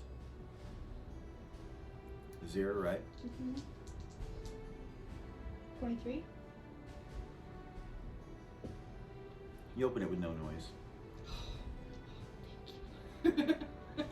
That wasn't a roll for move silently. That was a roll whether or not the door was squeaky. Wonderful. You see an office with a bed. Go in. Kind of has a weird smell in here. Not quite right. Go in and I'll look around for the trapdoor. You find a carpet over off in the corner that's right next to a desk. But other than that, you'd have to look under the beds. And do you lift the carpet or what do you do? Does it look like the carpet's been moved? Like, is there dust? Like you were talking about in that other room? Yeah, it looks like it's been moved a lot. Yeah. There I'll are look. piles of dust all around it, hair collected wait. on it.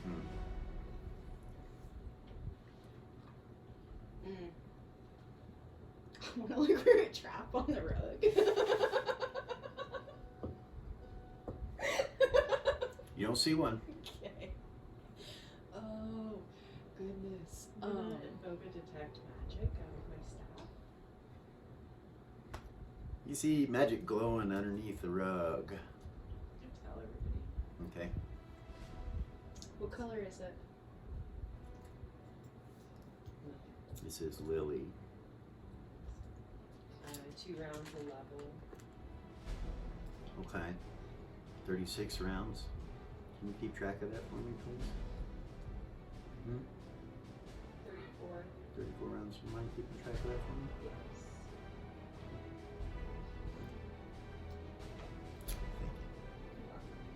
Actually, I don't have my list that says what all the colors of magic are. Switch notebooks. Do you have those written down? So, it's purple and silver.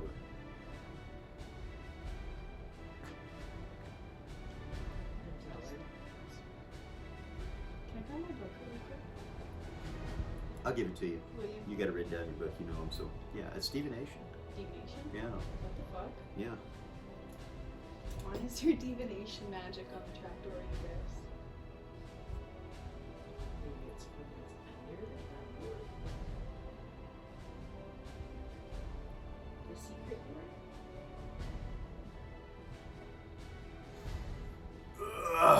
You hear off in the other room.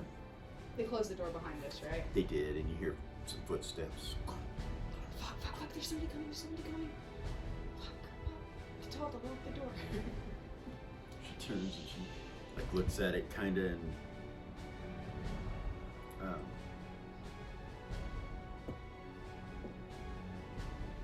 she locks it. We better hurry. It makes a little bit of noise, but you're damn fucking impressed at how quiet it actually was, but it does make a little noise. The steps don't stop, they keep coming. Okay, so... In the door you hear Shit. What the fuck? Okay. I want to cast a cold portal out of my staff Okay. on the door.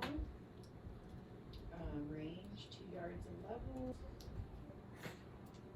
Okay, you can do it from where you're at. It has an insane area of effect, but I'm just gonna do it just on and around the door.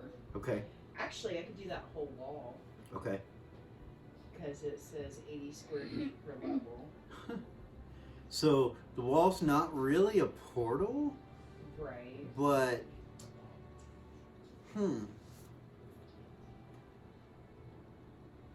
if a creature can knock a wall down, like if you put it on the door, but he could knock the wall down to the side of the door, then that could be considered a portal because he's coming through it, right? That was my So I'm gonna thought. give it to you. I'm gonna let you a whole portal on the whole fucking wall. Nice. All right. Do you want me to read it? Or are you good? I'm good. Okay.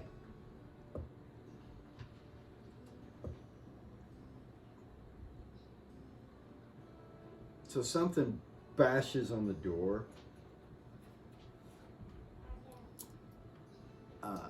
As soon as you do that, and then bashes a couple times more. Then you hear the wall get hit, I'm and hoping some these- mumbling, and then you hear steps walking away. Fuck. We need to hurry. Okay, so I'm going to cast a Dispel Magic Okay. on that trapdoor. Out of what? Out of memory, Okay. it says there's a base chance to dispel the magic. So of no, yeah, I know, 50%. I know Okay. that it's based on your level. So 18. in this world, we do it by levels. So you have 50% chance with someone the same level as you. Okay. Okay. You don't know what the level is of what's on here. Your casting level though is what I need. 18. The area effect. 4 foot cube. Okay. So you're doing it on the carpet and under the carpet, or Yeah. Or on like. just that whole area? Yeah. Down into it? Yeah. And, okay. And on top. All right. Roll percentile dice.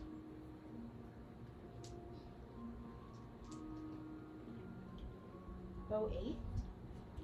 You dispel it. It comes unraveled. You see the magic come unraveled under the door. Nice. Move the carpet. Okay. We already checked it for traps. So you see Oh, we checked the carpet for traps. That's right. you see a piece of wood that has a handle that you can put your hand down inside of the wood to pick the handle up, Okay. and it comes out. That's how it opens. Okay. It doesn't look like it has a lock, but Never mind. like there's no keyhole or Um, anything like that. 0, look at the door itself for traps. I know we checked on the carpet, but Okay. I want to look at the door itself. 0 does this? Yes. No. No trap. No trap. Okay, so you dispel it, Okay. And so after. but the door itself has got like the handle. So Yeah. And then she wanted to say to Lily, can you remove that whole portal at will? Yeah. Yeah. So like maybe before we go down there, we should remove Make the whole. make everything look normal. Yeah, make everything look normal. Like remove the whole portal, do all of that. So if anybody comes to check, it looks like he would just like wasn't smart enough to get in the door or something. Cover our tracks. Yeah. Yeah. Absolutely. Okay. So 0, I'll reach down, Okay. pull it off. It's a heavy, heavy door. It's not made of wood. It's just covered in wood. When you start to lift it, you realize it's iron and it's huge. What's your strength? 17. You're having trouble lifting it up. She gets it up about 6 inches and it drops back down. Help. What the fuck? Gordon comes over and helps you, and the two of you can easily lift it up. You see a staircase going down. Let's hurry, guys. There's gonna be somebody coming soon. Okay. How are we gonna put the carpet back over? That's a damn good Oh. question.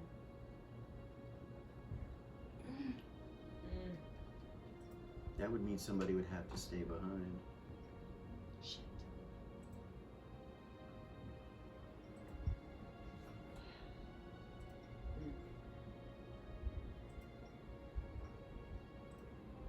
Any ideas? how big is like the hole that's in the door? Like, could Ares fit her hand through it? The whole. You said there's like a hole that you reach your hand down into to pull it. Does it go all the way through? No, well, it's like an indentation on the top of I the door gotcha, that I pulls gotcha. a handle out. I gotcha. So it wouldn't be anything you could, It's so heavy too. The closing it back down is going to be an issue as well. For sure.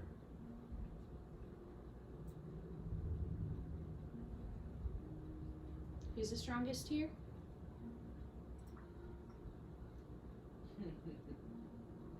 Not me, obviously. I'm pretty strong, but I don't think I'm the strongest. Gordon. Can you pick it up by yourself? Yeah. I think Lily could too. Pretty strong. All right, let's go, guys. Let's go. Let's go before somebody comes. What are we gonna do? Just close the door and leave the carpet up there? I don't know.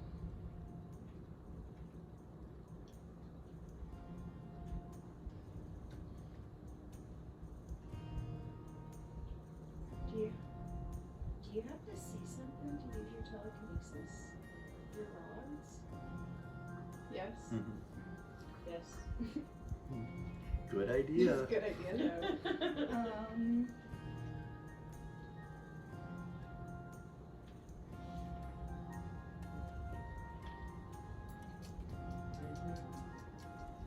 I imagine a clock in the background. Yeah. Tick. Gordon kind of gets everybody down into the hallway, and he's just kind of standing there holding the door.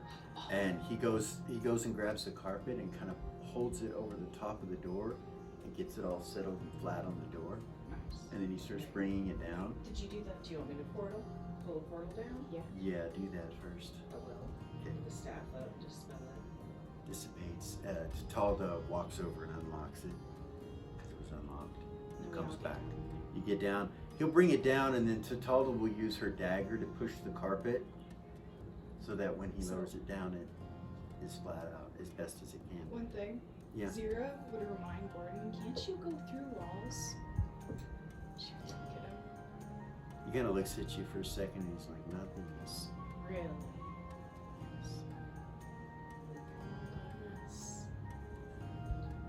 Once I am down here with you, I am down here with you. Which brings to mind what you're standing on, and it's pitch black except for those that have infravision. Actually, no, there is light. I'm sorry, there is a light right here. When you close the door, there is just a natural glow at the top of this step. You're not sure where it's coming from. And it's that color. It's kind of a pinkish purple color. Start making our way down.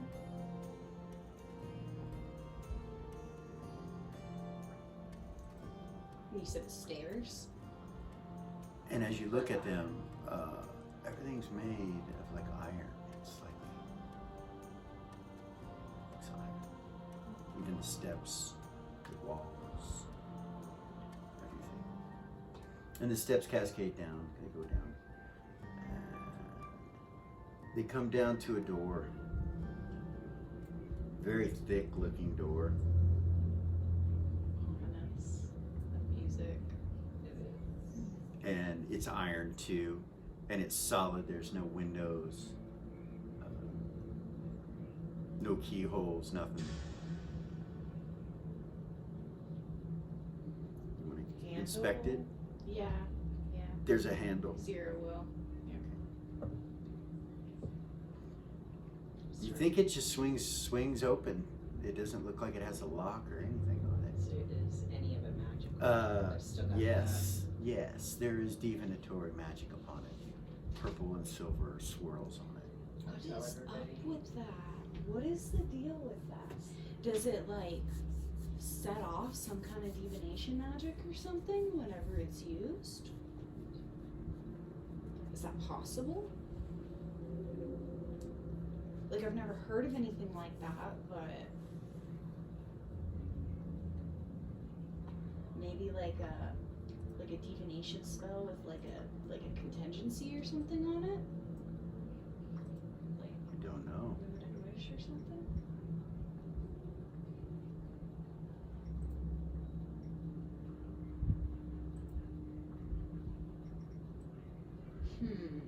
So you make your way down, Yeah. and you're at the door, and it looks like it just swings open. I need people to make a hear noise.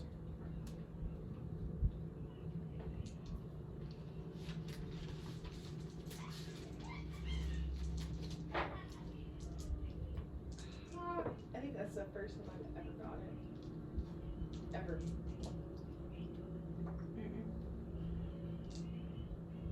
Nope, on both of them. Just barely. On both of them I missed.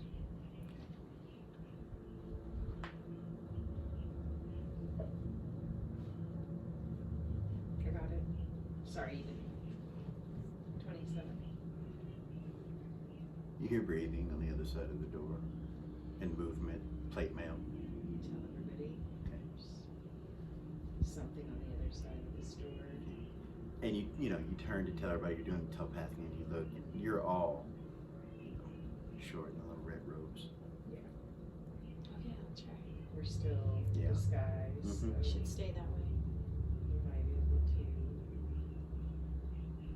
So the doors, there is magic on the So- door.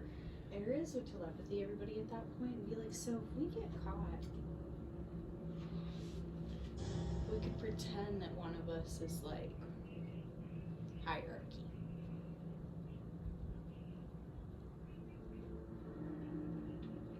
I can talk my way out of almost anything. Well, of course, that's our first choice, but we don't even know where we're going or what's down here.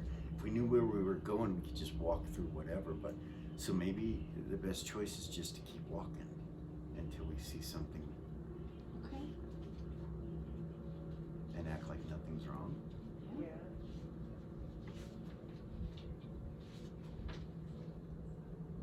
Gordon goes, Brahm and I'll go first.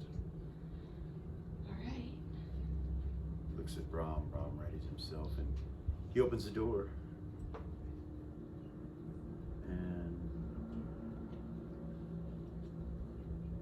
the room that you see when he opens the door has some people in it. Dragon Guard, to be exact.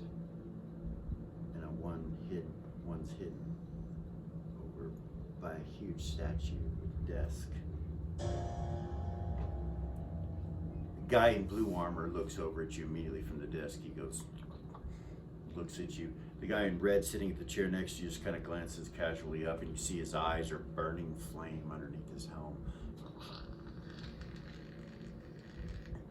Then he casually turns away from you. These guys over here at this table, the three of them, don't seem to take much notice to you. There's a door behind them that you know goes up to the Temple of Tiamat directly right there. You see what looks like another door over here on this side, and then a door right here.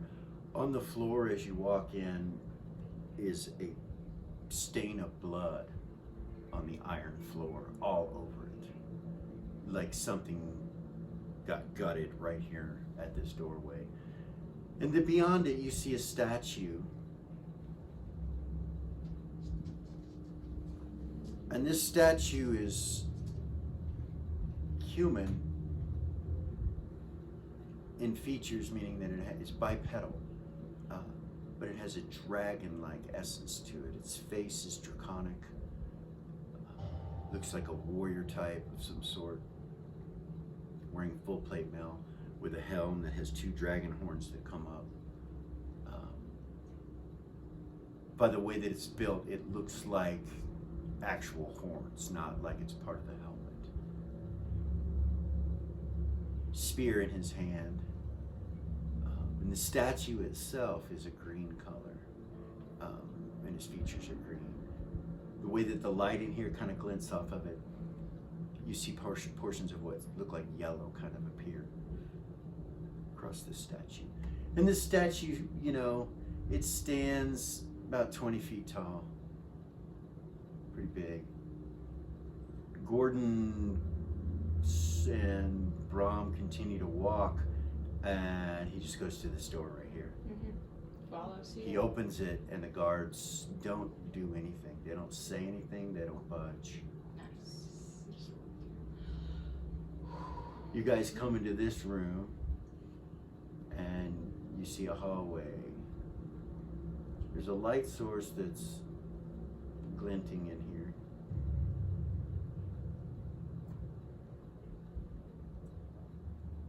And there's a door over here to the south. And that's it. Kind of a room to collect yourself. Door gets shut behind you. You guys are standing in this room right here. Goodness. This is going smashingly well. You would have seen a plaque on the statue that said Chamber of Reckoning. I forgot to mention it to you. And By rolling. so it's the only people that would recognize it is those that speak the devil tongue, because it's written in the devil tongue. If you speak that, you recognize that it says Chamber of Reckoning. Not the one you're in, the one you just left.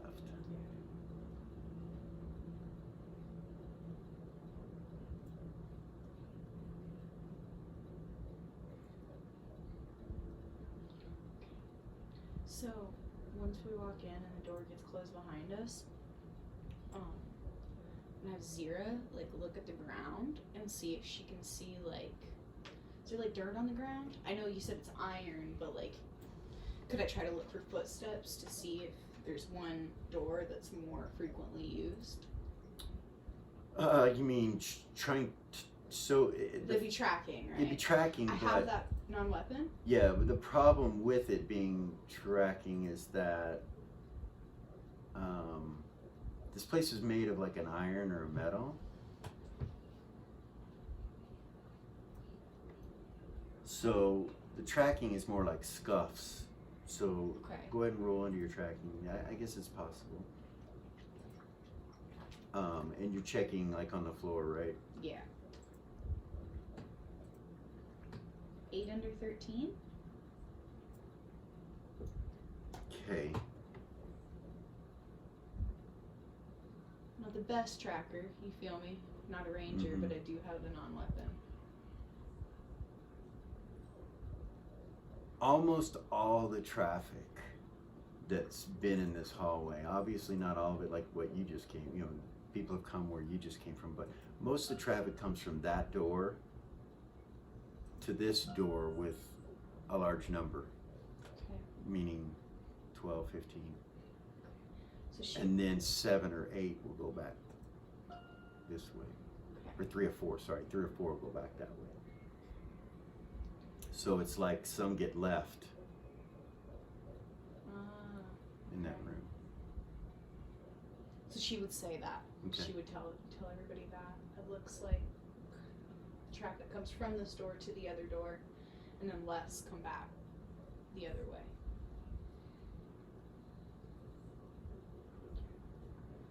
Some type of torture chamber. That's something. Seems like people get left in that room, so I don't know. Is it getting hot in here or what? Goodness.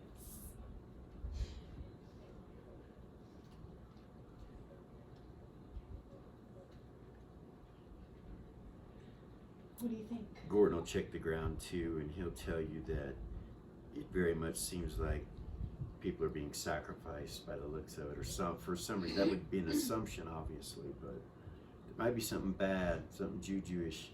Who knows? Something that eats things. I don't know. In this one to the south. So do we want to go the other way? I'm not saying we should. I have not been down here in this area. The area I have been in is different than this. Okay. So I don't recognize this, or it's changed. So. He just looks at you with a worried look on his face.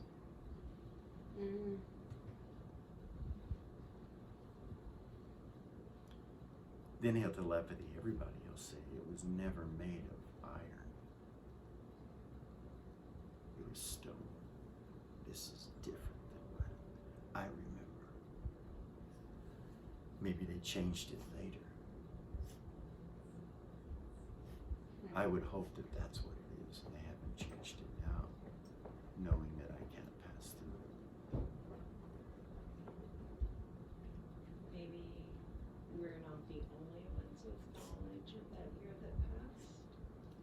kind of thought the same thing.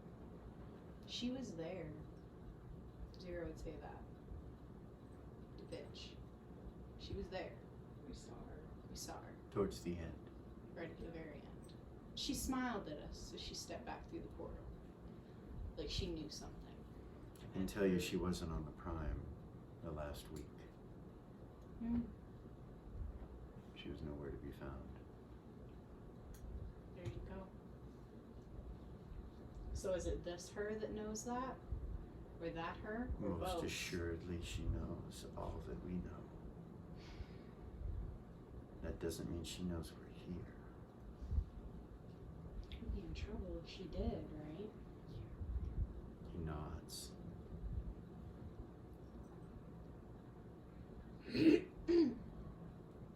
Tatalda's like, well, there's a way to go into these rooms somehow without going in. We should do that. Like clairvoyance? Well, clairaudience, isn't that a mage ability? Perhaps that could be useful. Do you have it? Or within your staff? I don't have it within my staff. Let me. The only thing that I have that's even close is thought capture. Zero would say that, or mind read. But the way those spells work is a overabundance of emotion.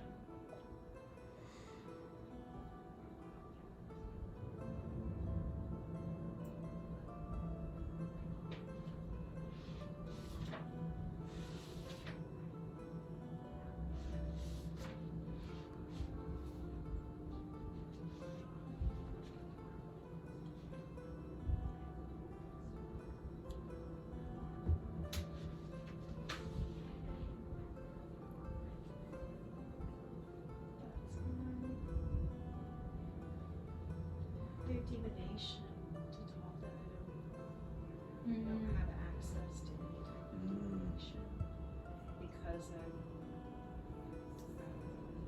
decided to specialize with conjuring and summoning. The school of magic is close to me, so I don't even have one in my book.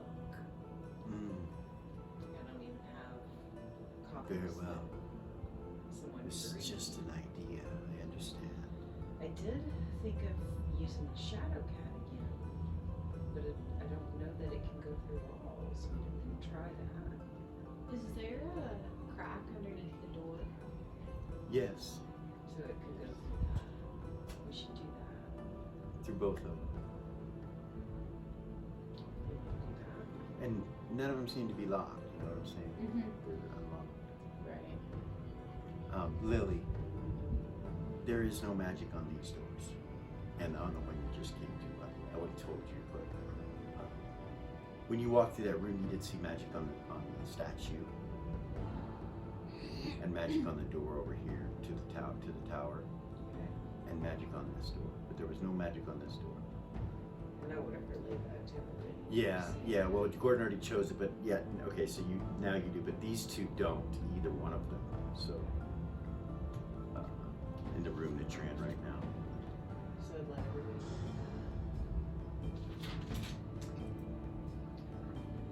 So you don't know anything about this one. So sorry. This one up here knows, but down here you think, people come there and don't leave. So it looks like that other doors are only option.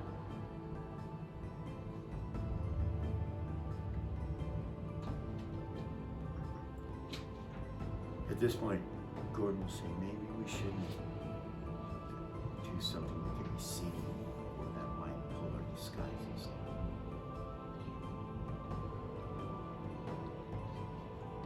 Okay. So just walk in like we know where we're going? Yeah. Okay. Yeah. We make a Up. scene. This whole fucking place is gonna come down on top of us. He goes and opens this door and looks down this hallway. And you see one's hooded, you see one of them down this standing by that door. And you see two more doors on the left and another one's hidden. And then the hallway turns.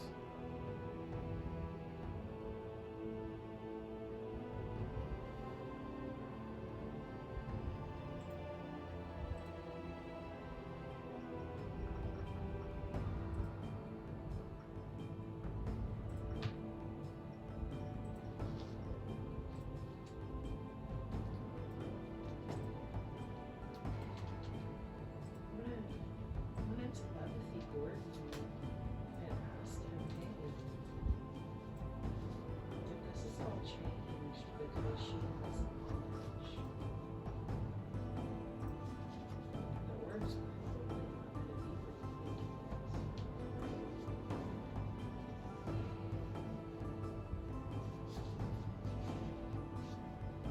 It's a possibility. Can't deny that it might be a possibility. But knowing her like I know her, she'll want me to come for it. So we're walking into a trap. No, No? no.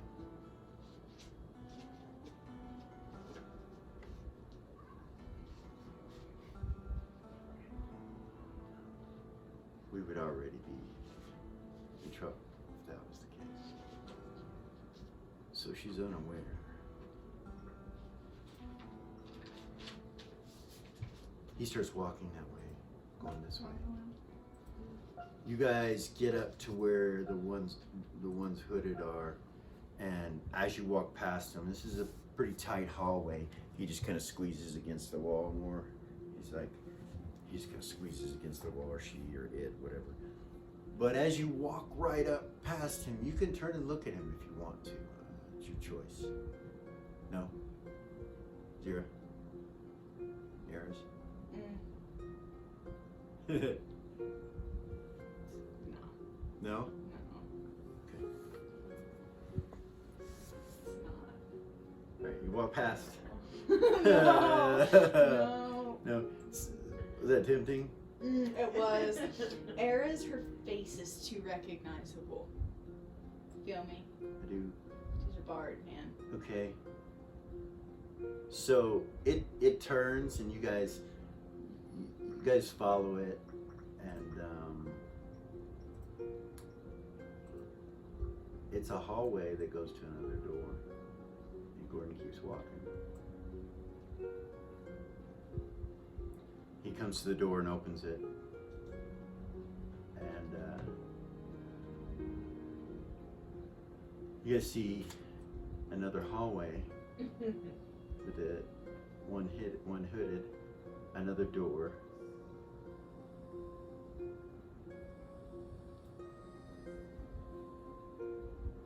The one hooded turns and looks at you, and kind of moves out of the way. You see a door next to him that you know is one of the doors that goes up to one of the structures, possibly. You come past, Gordon walks past him, and when you guys get around the corner of Gordon, you can see that this hallway goes down this way.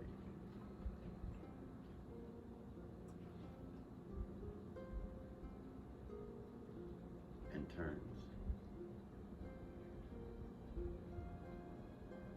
You come down, there's a door there with a porculus and porculus, or how they pronounce that, with another hallway that goes this way to another door. It looks like you have two choices, and it seems that one there with the steps that you know probably goes up. These go up to buildings, so the only choices is the one you missed back here and the one in front of you here. Gordon just keeps going. He's like hoping he made the right choice.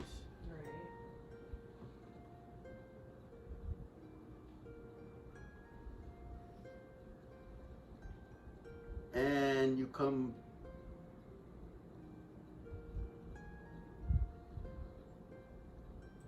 to to a door that he opens up, and it opens up into a chamber.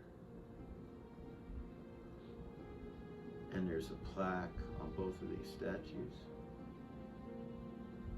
that says Chamber of Gates. There's a door to your north.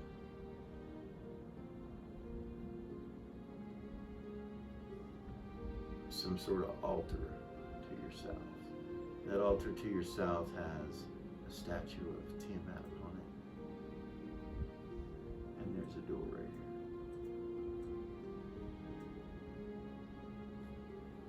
He closes the door, and so you guys are once again in a room by yourselves. He's like, Magic. Sorry. Anything he says, we're close. You see magic on both statues, and you see magic on the altar. Telepathy that to everybody. Gordon says, we're close. do you recognize this? He points to the altar, moves quietly and slowly and carefully over to it, looking on the ground. Also telepathy to everybody. The plaque says Chamber of Gates. Yes, we are here. There should be a portal under the altar, he says. It will take us to the room where the orb is located. Alright. So, mapping wise,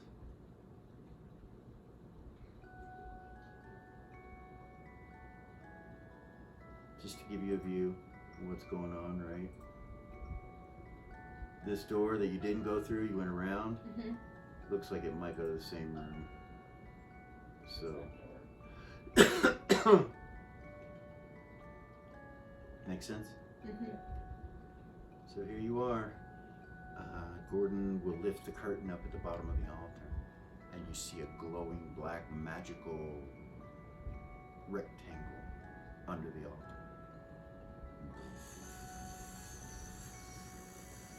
And he just turns and looks at you and he says, this is the way. Okay. You guys ready? He drops the tapestry and then turns and looks at you guys. We have a choice to make now.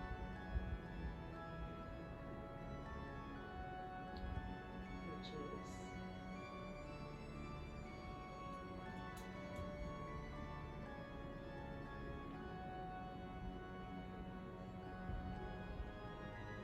He pulls his cloak to the side and you see a sword. The sword he carries. It's a bastard sword, but cut shorter. It's been severed at the tip of it. There's a red gem at the top of it. It's red and black wrapped around the handle. Is it the one you got from the Lizard King? No, No, it's different. it's different. No, yes. It's the one he got from the lizard. The one the soul-sucking chaotic evil blade. Yeah. Pulls it to the side and he says, the king is in here. And he taps the blade.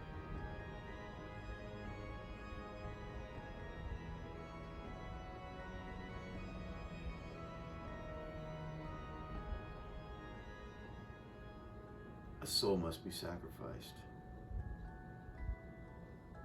when the orbs are placed together. The soul that is sacrificed will have a lot to do with who answers the call. If it's a being of good, Bahamut will come. He will be in the egg. If it's a being of evil, she will come.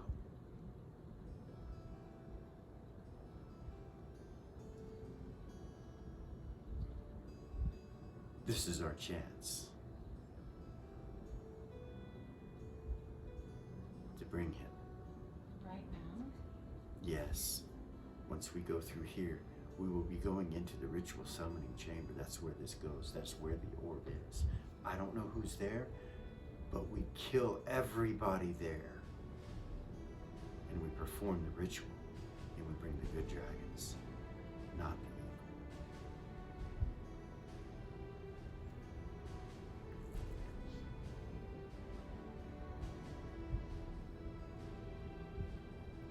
It will require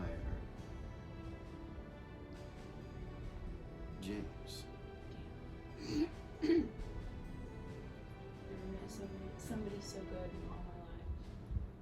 The good thing about it is, he has two souls in this existence. The one on my possession and the one inside of himself. I do not know how that works.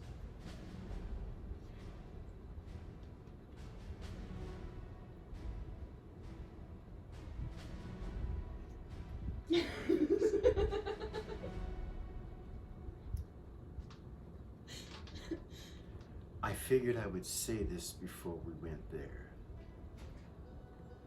When we go there, we should be prepared for anything. All of our powers should be brought to bear if need be. Brahm says, I know that James would do this.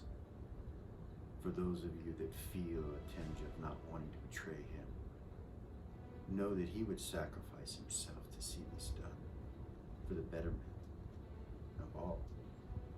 And if you know him, even as a child he was this way. He fed the poor, the homeless, he gave them homes. He is too good to be king.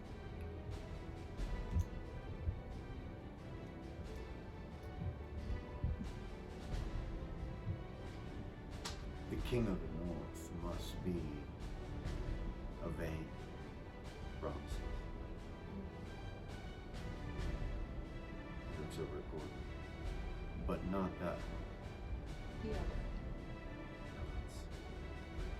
Jet. Your elder brother. Gordon's like, look, I'm not arguing any of this. Trust me, I don't want to be king. I want to pay back this bitch with 5 heads for what she did to me. I don't want to talk about it now, but I want to see her destruction. And this is the best chance we have. If we bring him first, she will not be destroyed. Right.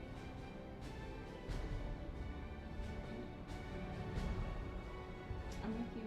There's an orb in there. We need to decide which other orb we're going to use. Zero is that too. He nods it and smiles.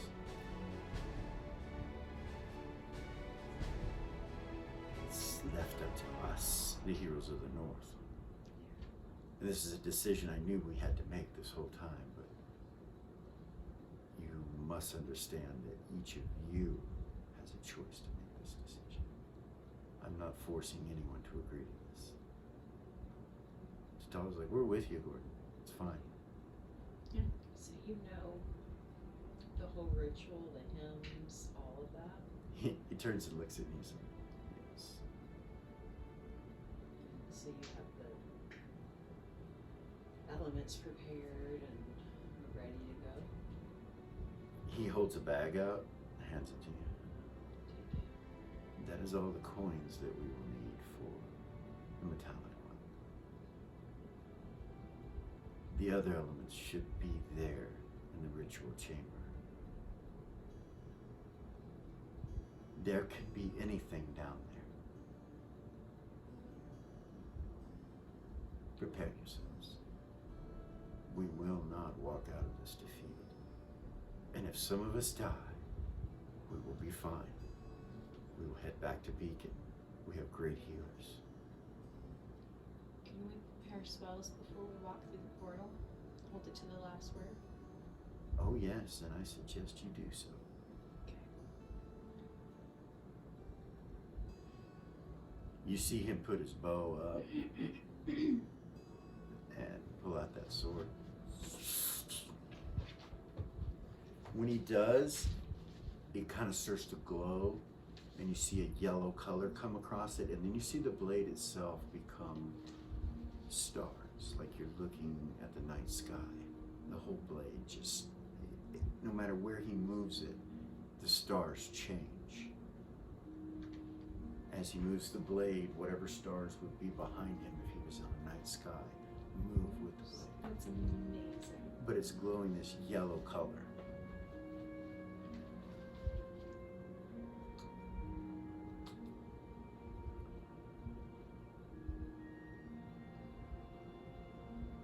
Gordon walks over to each of you and holds it out. He says, I must keep holding on to it, but if you would like to touch it, you may say something to James if you wish. And there's no limit to how many at once, so just do not pull it from my hand. You would regret that. The blade will hurt you. Leo stepped directly up to it. Okay. You walk up to it and it looks like, you know, it would unmake your hand. Like it's got this strange energy. But the yellow aura that's coming off of it is inviting, and you feel the presence of James, the young boy kid. You feel him. Like a child of your own, you could feel him through the blade. And do you touch it? Very gently. Very Zero will gently. step up too. As soon as you touch it, you can connect telepathically with him in your mind. You hear him say, my friends, please do not hold anything that has happened against Gordon. Even the things that he did not do for a purpose. There are two roads, knowing what he did and not knowing what he did. It is up to you which one you travel. But I will tell you today that the man that holds the blade in front of you is my friend.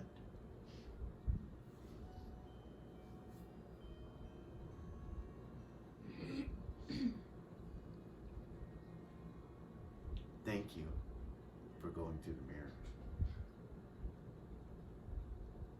Thank you for helping your king. Thank you for saving my life numerous times. Thank you for picking me up when my uncle was dead, pulling me out of the herbs. Thank you. I love you all. I will not forget you.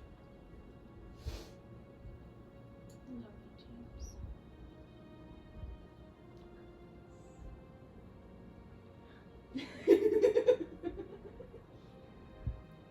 Yeah, Lily would cry. Okay. For sure. Tatalda and Brahm are both touching the blade too.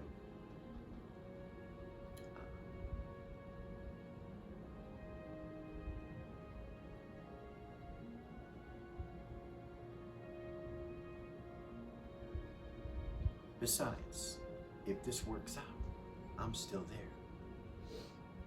And if it doesn't, it was a good reason and a good way to die.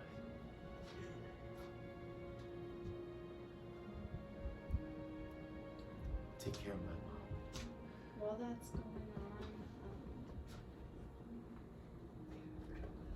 on, Ares is going to start preparing a spell. Okay. We'll hold it to the last word. All right. Made me forget what I was doing. Sorry. So, this says there's no saving throw on create water, right? Right. Saving throw none, Mm-hmm. right? Yeah. Gordon takes off the robe and goes back to his normal size. Yeah. Throws it on the ground. Mm. Yeah. All right. Same. Follow suit.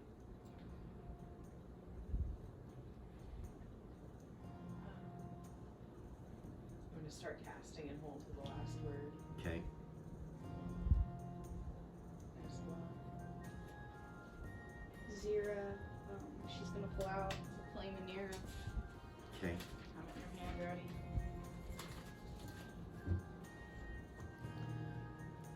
You guys get together and you go through the portal. Prepared, right? Mm-hmm. Prepared. I'm gonna also telepathy everybody that as soon as we get in here, I'm gonna put down a new spell I've never used. If you guys will stay within a 15-foot radius of me, it will help protect you from certain magics and area of effect spells, stuff like that that will make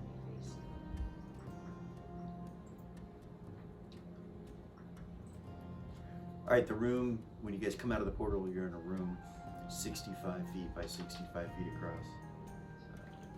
You appear right here, all 6 of you kind of on top of each other.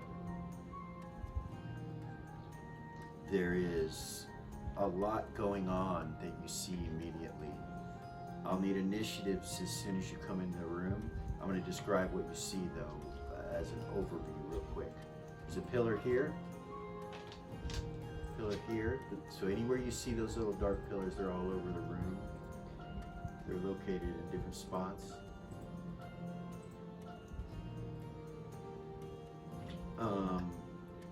And then there's magic everywhere, Lily. Your detect magic's going off like crazy. Like everywhere you look, there's different colors. It's like a rainbow in here.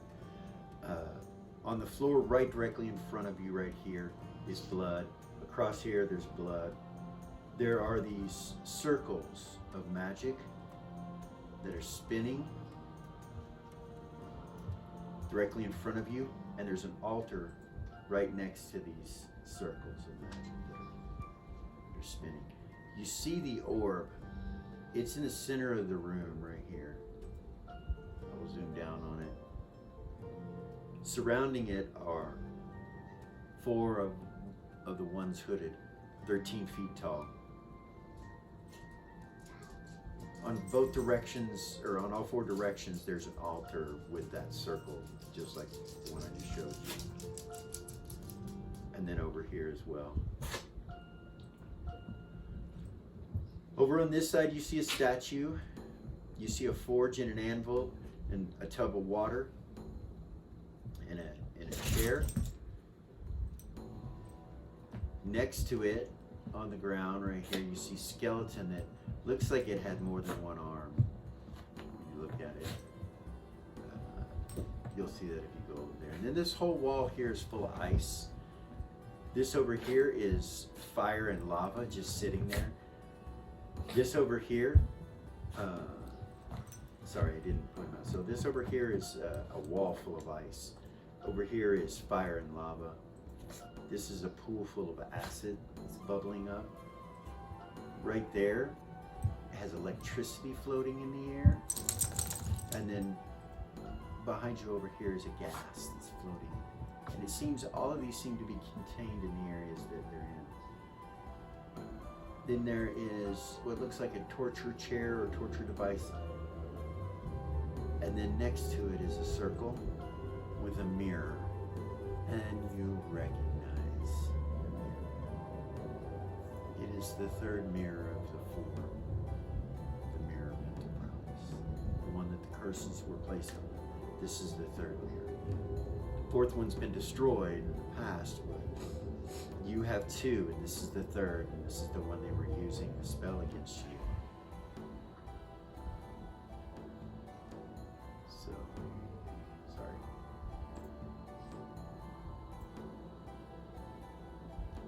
So you got initiatives, right?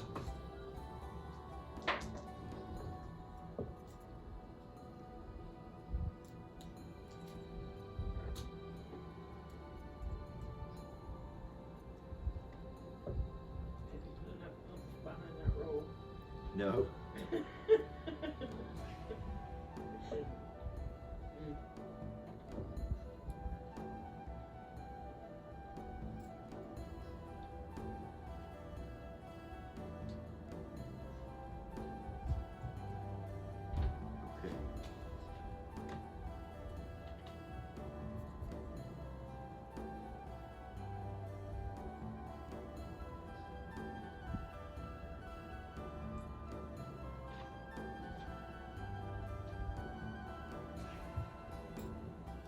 The smell in here is strange because it's a mixture of magic and poisonous gas that's over in the corner. The fumes are kind of rotten egg smell with burning embers of sulfur in acid and cold lightning. It's just all a very strange smell all about you. The 4 ones hooded turn and look at you.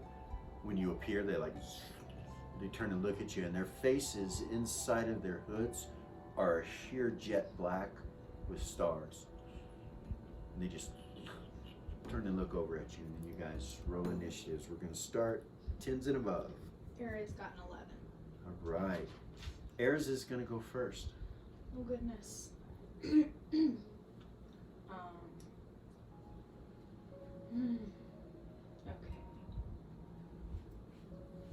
So can I ask you a question? Sure. So, create water.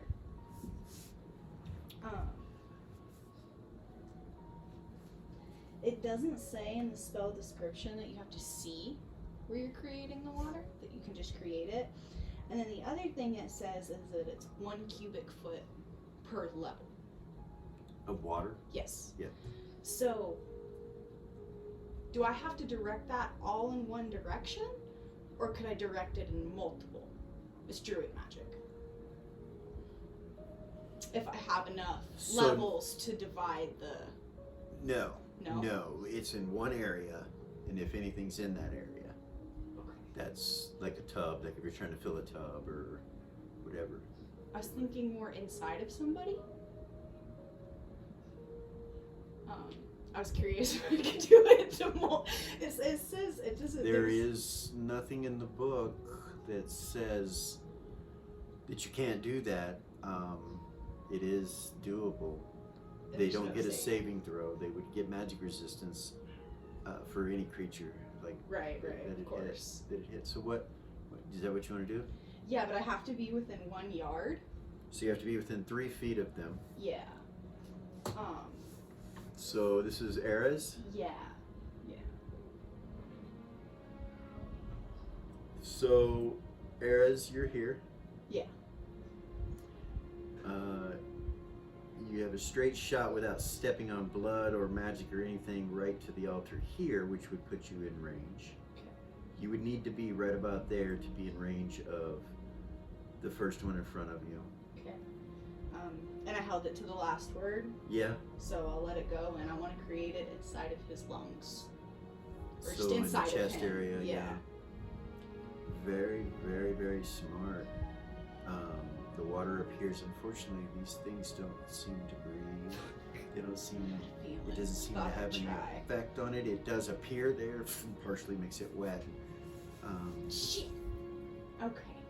So that was on a 10, I wanna, right? yeah, I wanna move back away from them though, so I'm not their first shot Okay. to swing at after. So you've moved 10 feet Okay. to where you want to go. Back to where I was. Okay. So you run up there and cast that, and then jump yeah. back. Yes. Okay. And then she would telepathy the party. They don't breathe. She would. It's 10s. Trial and error. 9s. No 9s. Okay. Even with your modifier? All right. The front two, or the top two, I don't even get the last this one and this one, begin to cast.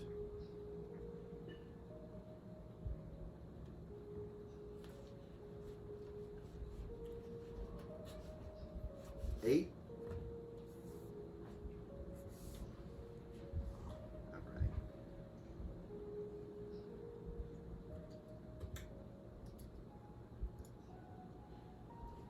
Damn it. On an 8, magic missiles shoot out and hit you, Eris, from both of these individuals. Yeah.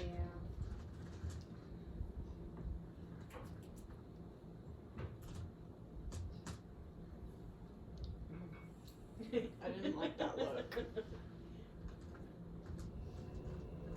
You gonna kill me right now? I am not killing anybody.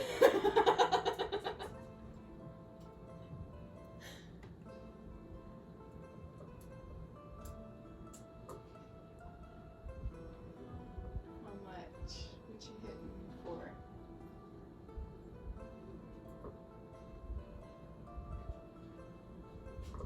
Is he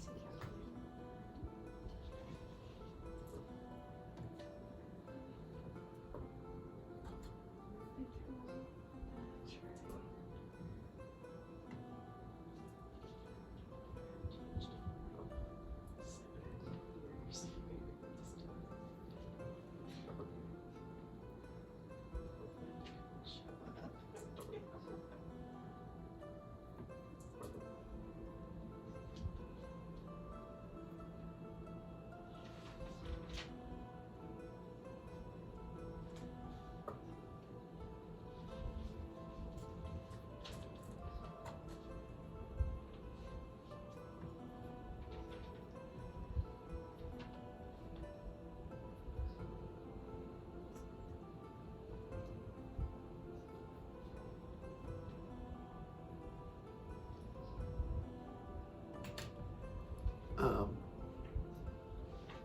79 hit points damage, save for half.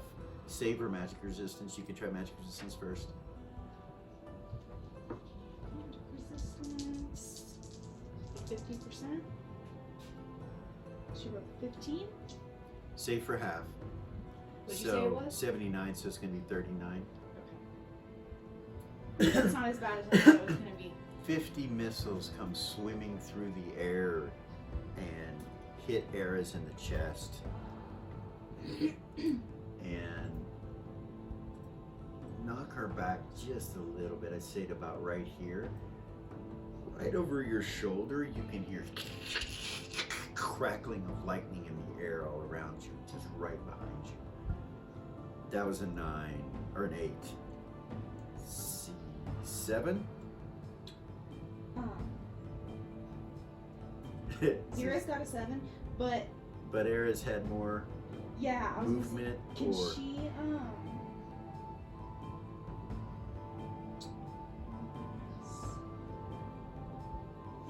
you're lucky they don't have physical attacks, yeah. or they would have got an attack of How much an extra movement? attack You said I used 50? when you backed away. So could I move You don't know that. back up there and back away So again? yeah, probably Okay. because they don't seem to be fighting physically at all. Is it, how many feet is it from me to the other side over there? Like all of them? 65 feet from here to from one edge to the other. Okay, so from here to where? Here? Yeah. How far is that? Well, each square's 5 feet, so you can figure it out. Their hands touching anything? No, No? no. They held both hands up, and these magic missiles erupted from their fingertips and kind of like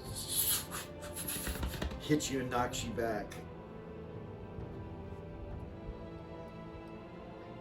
Okay, yeah, And- actually I'm not gonna move up there because I Okay. would hit everybody else's area of effect where I wanted to do something. Wait, All right, I'm sorry. that's fine. My apologies. So you just want to stay where you were? Yeah. Right there? Yeah. Zira had a 7. Okay, go ahead, Zira. She's gonna run up and hit one of them with the flame manera. Okay. Does she go around the blood? Yeah. Does she go up on the altar to hit him? No. So she's trying to swipe at him from there? Yeah. Okay.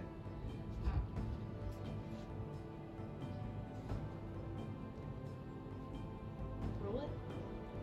Yeah, go ahead. Yeah. 6. E plus, hold on. 14. 14 to hit? 14. Miss. Okay. She's got 2 more attacks. Okay. So 14 misses. Alright, and then this one was 24? Hit. 24 to hit? Mm-hmm. Nice. Alright,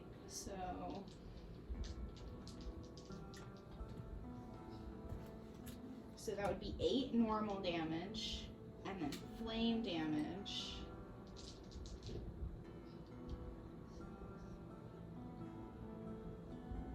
$17 flame damage? Okay. Yeah, and then I have 1 more attack. Okay. Plus 3, right? Or no, what's your... No!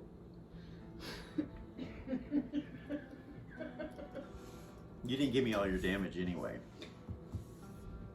Plus 3, no, that was, oh, wait, yeah.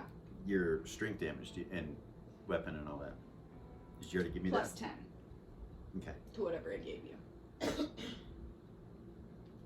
That last roll, Is it a 1? Critical roll? Critical fumble? yeah. 0. Roll personal dice for me. If you get under 50, just ends your attacks. It's fumble. 30. Okay.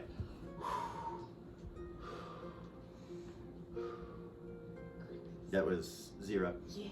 And then use my movement to get back. Oh no. No, oh yeah, it just ends my shit. So Yeah, I'm stuck no. right You there. fumbled. You're dead in the water. Yeah. So to say. Mm. Did you not get that? Yeah. Anyway. Cute. Very cute. 8, 7. I'm not using this dice anymore. 6.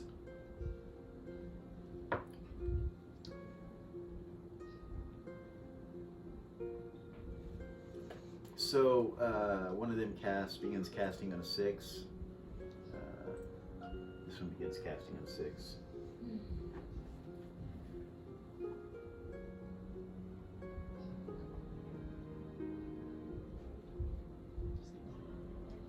Okay.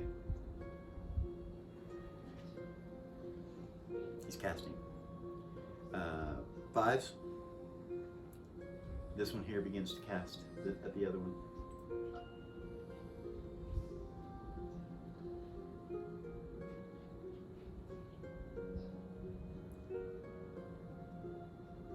Did I light him on fire, at least?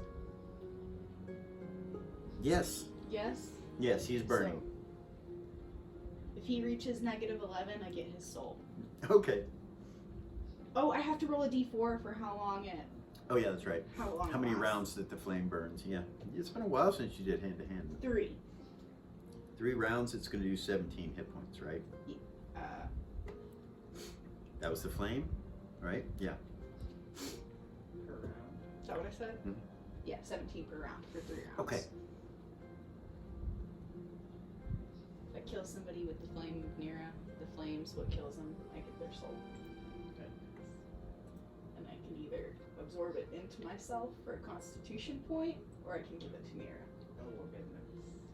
It's Oh. a character choice. Yeah. Oh yeah. Oh yeah. For sure. For sure. That's an alignment thing there. I know, right? Gordon runs up onto the altar and reaches between them and tries to pick up the orb and grabs it with a natural 18. Nice. That's on a 5.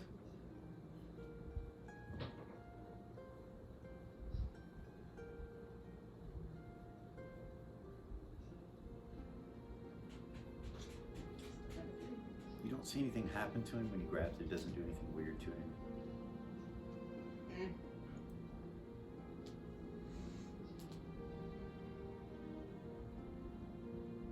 Mm. And then with his other hand, he starts swinging at these things.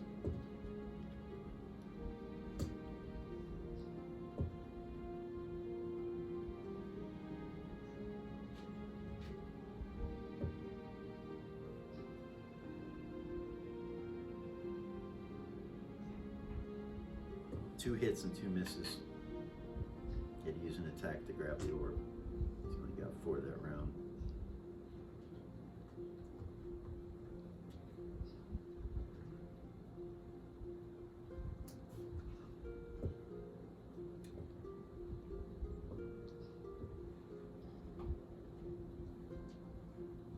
Okay. He strikes at the one to his right.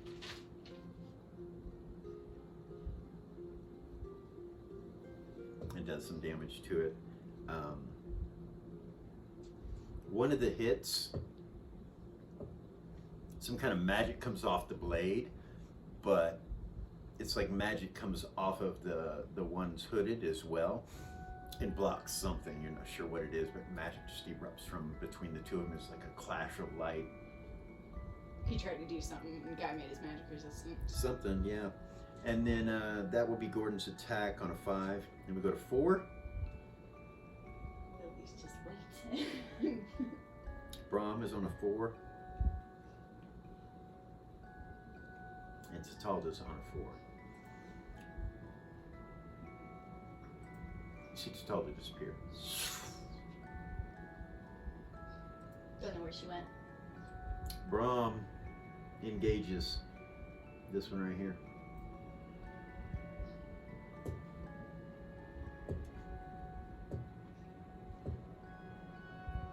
Three hits.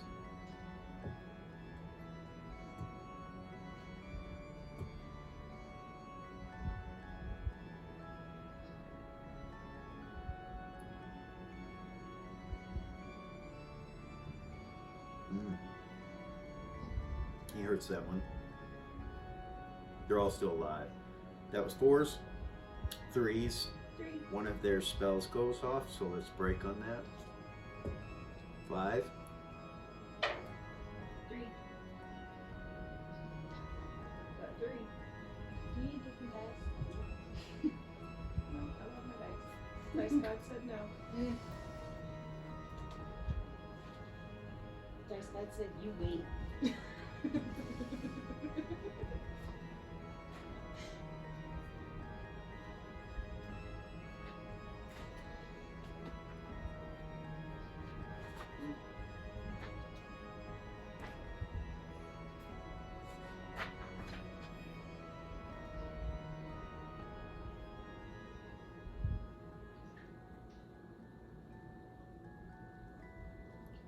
What was your break as well? It was a 3? Yeah. Right?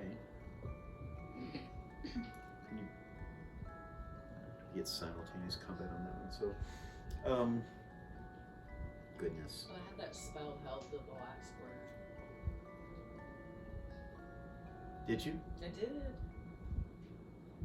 It started, I cast Then it. I will. Let me think here.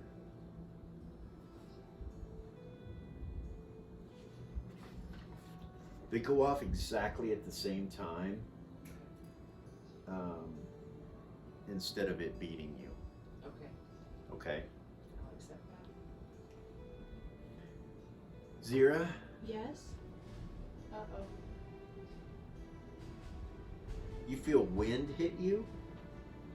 And since you're stunned, Mm-hmm. this wind blows you all the way to here. You hit this pillar right here for 4 hit points of damage. Okay. Luckily, the pillar was there, or you would have gone right into that lava fire, went right into it. But you're up against that pillar.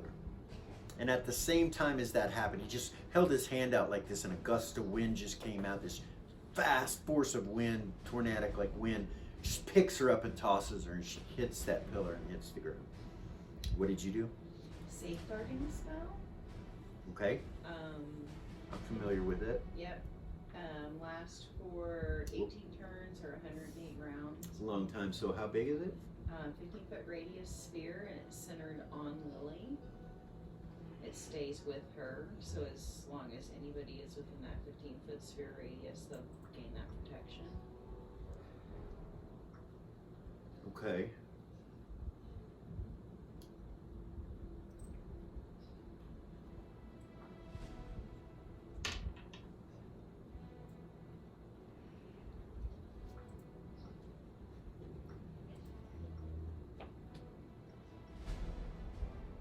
All right, you've got that around you, Lily. I'm going to. And that was on a 3. Sorry, go ahead. Just a second and try to do this, see if I can make this happen. It hits you on a 3, and then on a 2, the other one's spell goes off. Do I get to go again on a 2? You get to start either chanting a spell or take your physical, being physical attacks, which would stop the spell progression of initiative. What do you want to do? It's on a 2, so we'll actually break. 7.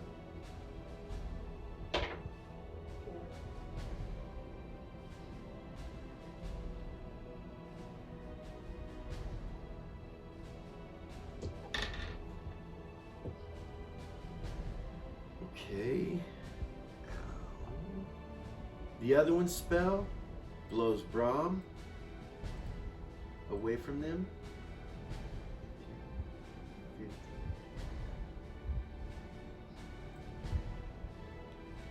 He goes right into the electricity. He hits him with this gust of wind, and it picks him up off his feet and slams him to the ground into this area right here, and he gets lit up with electricity.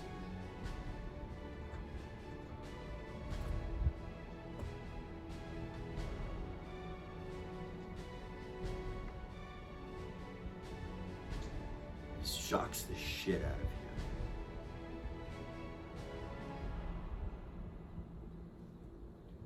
And he's just sitting there like a Like Lily. he's stuck. Yeah. Lily. Out of my staff, Yeah. I'm going to conjure elemental. Okay. Times 2 for my specialty. Yeah. What kind of? Okay. 2 fire elementals. Okay, Lily. You summon 2 fire elementals. Yes. 16 hit dice. Where are they gonna go? Where do you want them? Right up on the altar, not in the blood, but above it, like Okay, so like right here. one on each corner, yeah. Okay. And the other one on the north side, Over here. Or over here. just right next to that one. Yeah. Tell me where. Down, left, Yeah, where right. you had it first, the south side. Perfect there. Okay. And I will immediately speak to them in their tongue. So what initiative was that? That was a 2. Okay, you summon them on a 2. Mm-hmm. And it's 1 segment because it's out of the staff. Okay. So on a 1, what do you do? With the Ring of Elemental Control, I will speak to them in their language and tell them to kill the hooded ones. Okay. They're all wearing the same color, right? Yeah, purple. Purple. Tell them to kill the hooded ones in purple. Before you. Okay.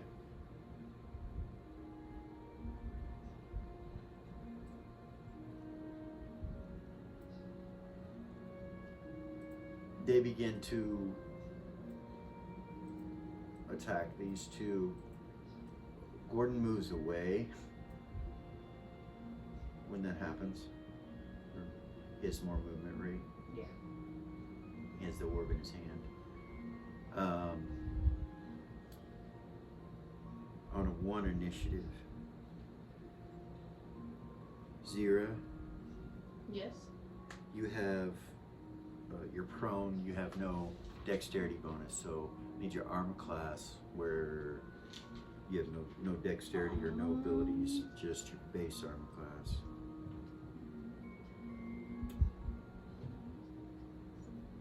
-6 with no dex bonus. That's your armor?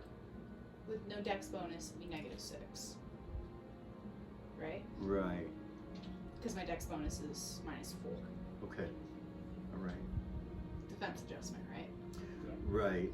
And then they get bonuses to hit when you're prone on top of that. So you're at -6? Yeah. Okay.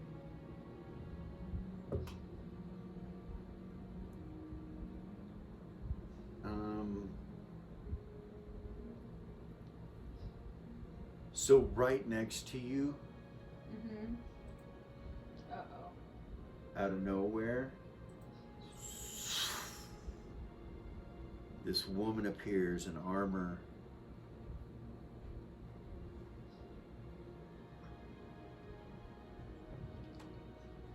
She has a katana and a wakizashi in her hand. Uh-oh. She starts, she reaches down and grabs your arm and then attempts to just chop your arm off from right here. She just swings at you. She hits. I need your magic resistance. Okay. So, I don't get my magic resistance for my orbs if I'm not holding them, right? Or do I because I'm connected to it? How does that work?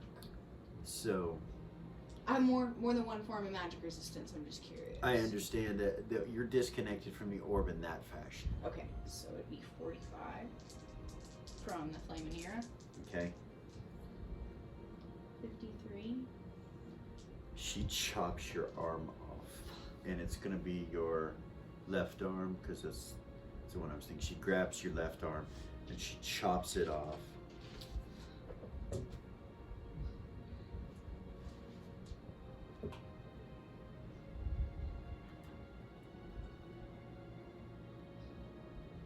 take 42 hit points of wounding damage.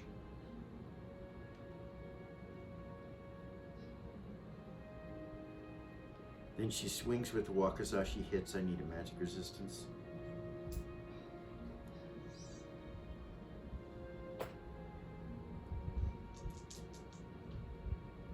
Oh, 5? Alright, Made you that make one. it that time.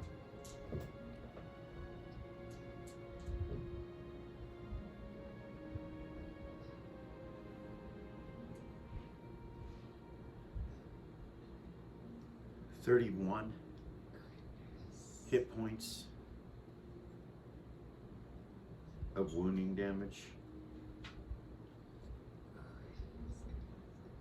Okay.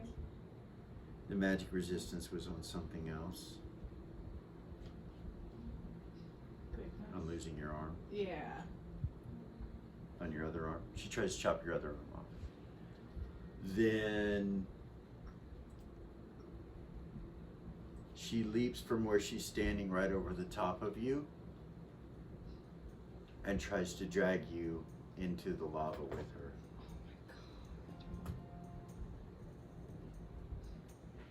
And she rolls a 1. She misses and falls into the lava, which she doesn't seem to be affected or afraid of the lava at all. She goes into it. That was on a 1. New round. Keep the same initiative or reroll? So, in reference to fair play, let's reroll.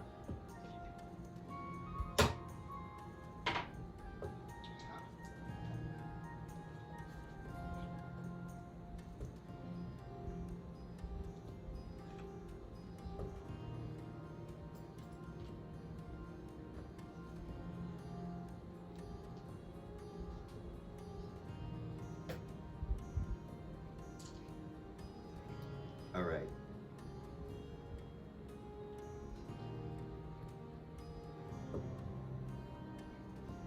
Tens or above.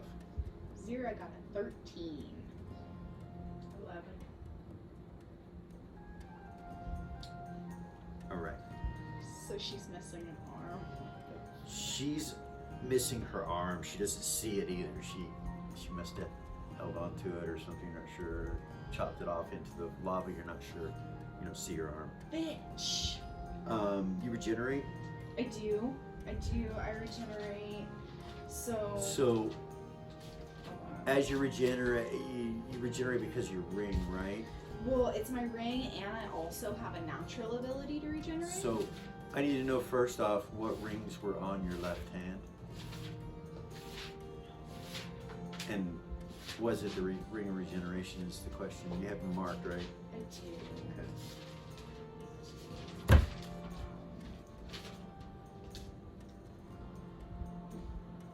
They were all on my left hand. So all your rings are gone. Uh-huh. So that would be the ring that gives me +3 to my AC and saves, my ring of sustenance, and my ring of regeneration.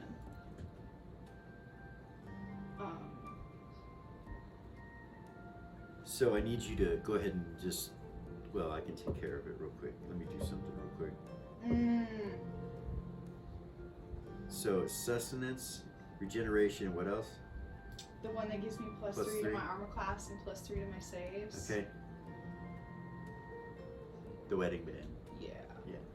Okay, it's your attack. What do you do? Fuck.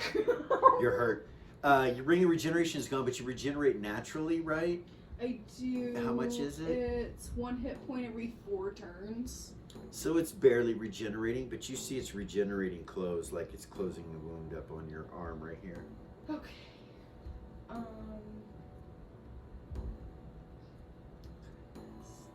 That's an 11. That's a 13, right? Yeah. It's You stand up, or Yeah, okay. she'll stand She stands up. So right immediately next to you is lava, and it's hot. You can feel the heat coming Yeah. off of it. Jump over that blood and try to get away from it. This way? Yeah. Okay. And you run where? That way, towards Lily. Okay. Like there? Yeah, that's fine. Lily, you see her come running back, holding her arm. She's missing her arm, and she's like, Meanwhile, to your right, Lily, you got an 11, right? I do. To your right, Brahm is in the middle of that lightning thing going. Yeah. I've still got some stuff I want to do. If that's okay. So 11, you got up and ran over there. So 13, 12. You make it over there 12 or 11. I'll let you go ahead and do one more thing before you and Lily got a break. Okay. Did you take more than half your hit points with all that exchange? I did, but not all at once. Not all at once. Okay. Okay. Cool. Wait, no. No, I didn't. Okay. No. Sorry.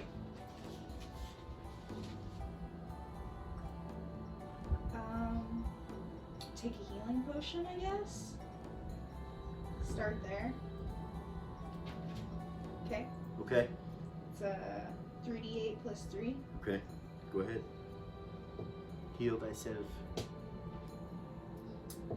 As soon as you drink it, it covers up the wound. Doesn't grow your arm back, but it covers it up.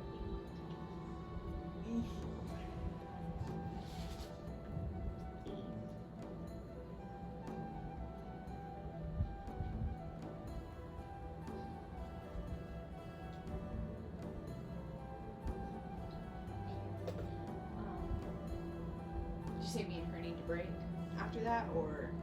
No, when you drink the potion, Lily can Okay. go. Okay. Yeah. So you've just moved. You just I did moved one and action. drank a potion. Yeah, I Okay. did some movement. Go ahead, Lily. Drank a potion. She's in front of you. She drinks a potion. You see it, and you see her arm.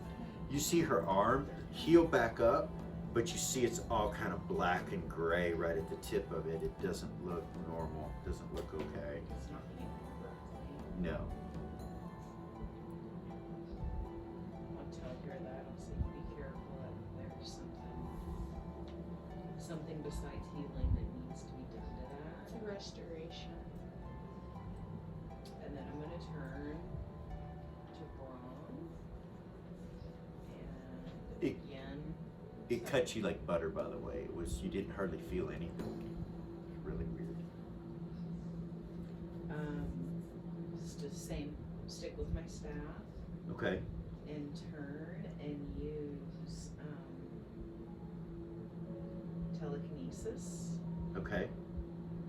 out of the staff, and I'm going to try and grab Braun and pull him to me out of the electricity. So you do it.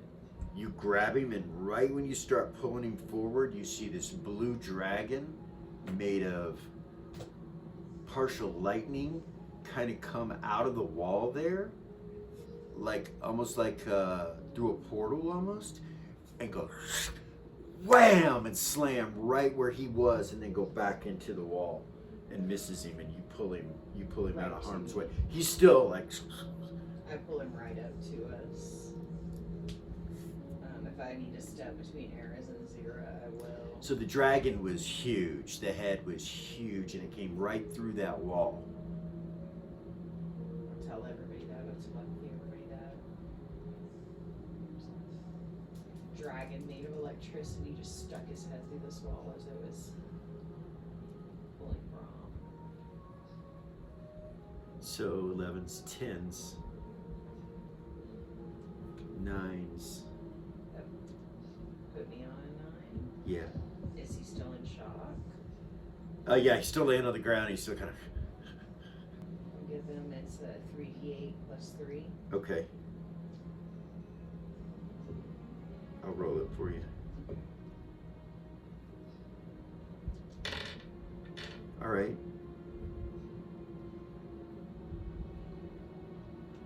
It helps him. Thank you, he says.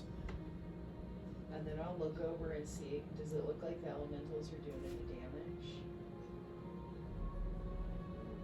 No, they don't. They don't seem to be doing any damage to these things. They're trying. This will be the second round on my flame too, right? This is round 2. Oh yes, yes. Forget about that. So I yeah. get 3. Hold on. You what? I rolled a 3 on how many Okay. rounds. Yeah. Let me put the damage on this real quick.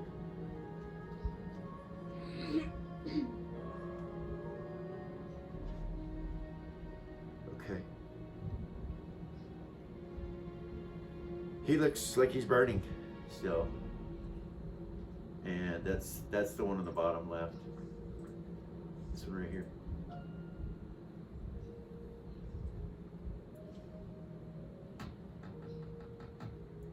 The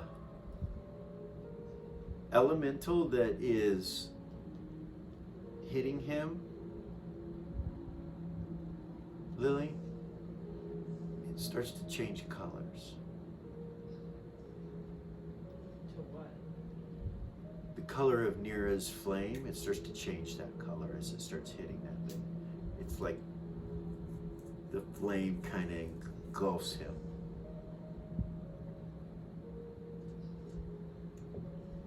But it's not doing anything? It's happening right now. You don't know. You don't know yet.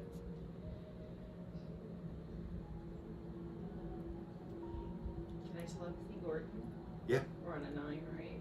Yeah. I'm gonna telepathy to Gordon and say, this room is specifically set up to conjure Tiamat with these orbs. I do not think that we should try it here. I think that we should take the orb and get the hell out of here. I think that we should.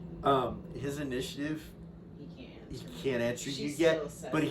he's looking at you and he's turning, looking behind him, and you see the mirror behind him. He's just like. So he's on a 7. You don't know that, but so you're on a 9. That you say that on a 9. We'll go to an 8 now. So on an 8, I'm gonna try and grab everybody and start pulling them that way 8 towards 8. Gordon. So yeah, no. Okay, on an 8, you're gonna try to tell everybody to go that way. Yeah. So, Zero Brahm, still has movement. Brahm, have you released Brahm yet? Yeah, I brought him to me and set him down and then Okay. gave him the healing potion. Okay. He can't do anything this round. He's still sitting there stunned, kind of. I'm gonna grab him. Okay. We're all back to normal size, right? Yeah. How tall is he? 5'8" to 10, 5'9" maybe. No, 5'10" probably. 5'10". Probably. Let's see if I can. I'll ask him, will you allow me to carry you? Yeah. I'll try and pick him up, Okay. put him like over my back like this. Okay. You can. And head that way. You're gonna go over here where Gordon's at. Yeah. Okay.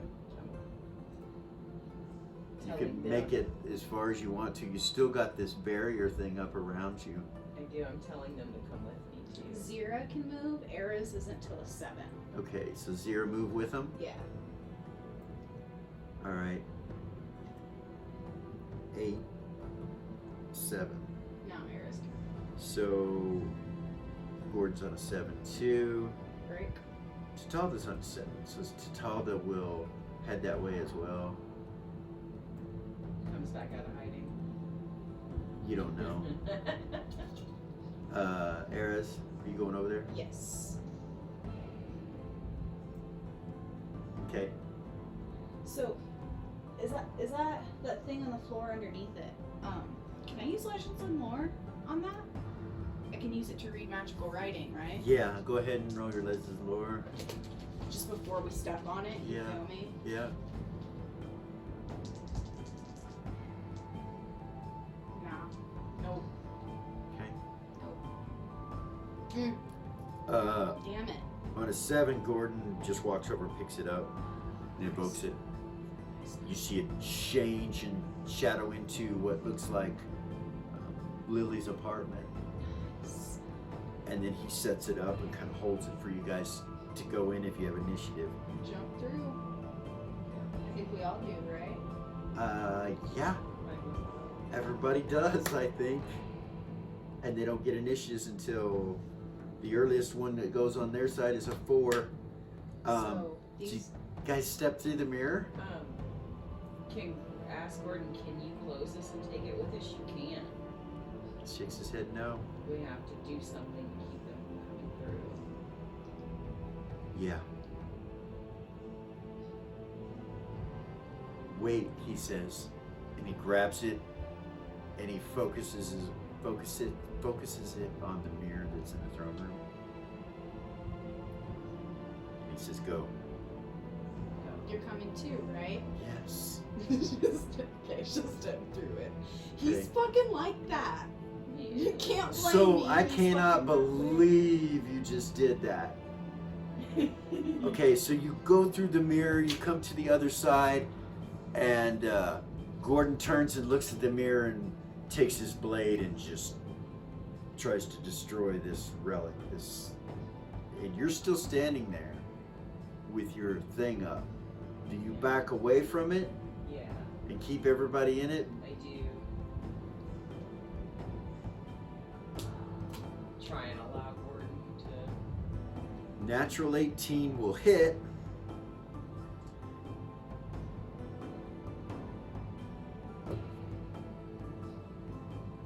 And it makes a saving throw. Whoosh! And he just closes the mirror. That way it can't be used, you know. He closes from coming. That's all he could do.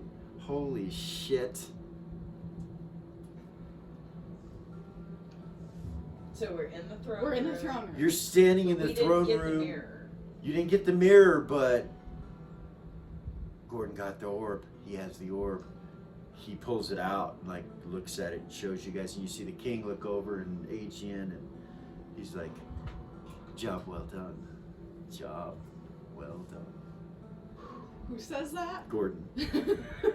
He puts the orb back up into his bag, and then he looks at you and goes, "We need to take care of this. We need to talk about where and what we're gonna do. We need to do it pretty damn quickly." Temple of Mira. First No. of all, where is Gorgain? And where is Mao? They're fine, the king says. They are fine. I can have them meet you. It was questionable for a little while, but we were able to get the creatures out of them. Aeon figured it out with the Is help of the Myra- Temple of Nira. Nice. Is Myra back with her sister? Yes, they're here in the city. Probably at your house. She was able to get your sister, which is good, or her sister, which is good. Seems like a nice kid. She was. Yeah. She really was. She was a sweet girl. Gordon's just kind of looking at you guys in shock. He's like, you can tell Where he's do we like, go? "We did this, we did it." I can't believe we. Where do you want to Quick go? too. We need to get somewhere where we can do this. Where? I don't know. Alexandria. You can go to Lily's apartment right now and talk about it, or let's go to the rest or somewhere. Let's go to the nest. Or the It's nest, I protected mean. there. All right, Let's let's go. go.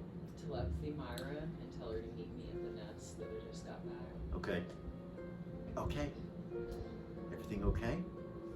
Oh, goodness. You look over at Zira and she's missing an arm. Yeah. She's Oh. Zero will like, Gordon telepathy. kind of looks at you. He's like, "Are you alright?" She's like, hold on. She'll telepathy Tuffy, and she'll be like, Tuffy, I need you. Where I are am you? missing an arm. I'm headed to the nest. I'll meet you there.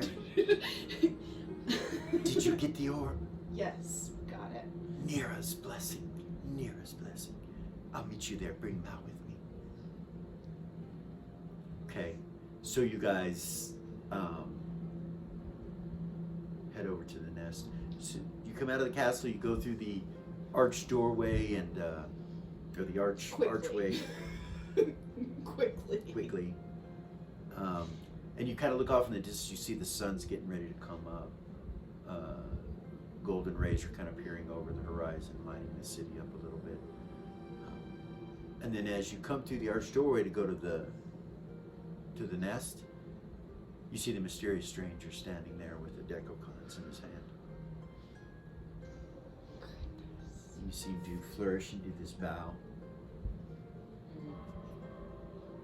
I forgot all about him. I did too. Forgot all about him. Ooh, goodness shit. You have succeeded.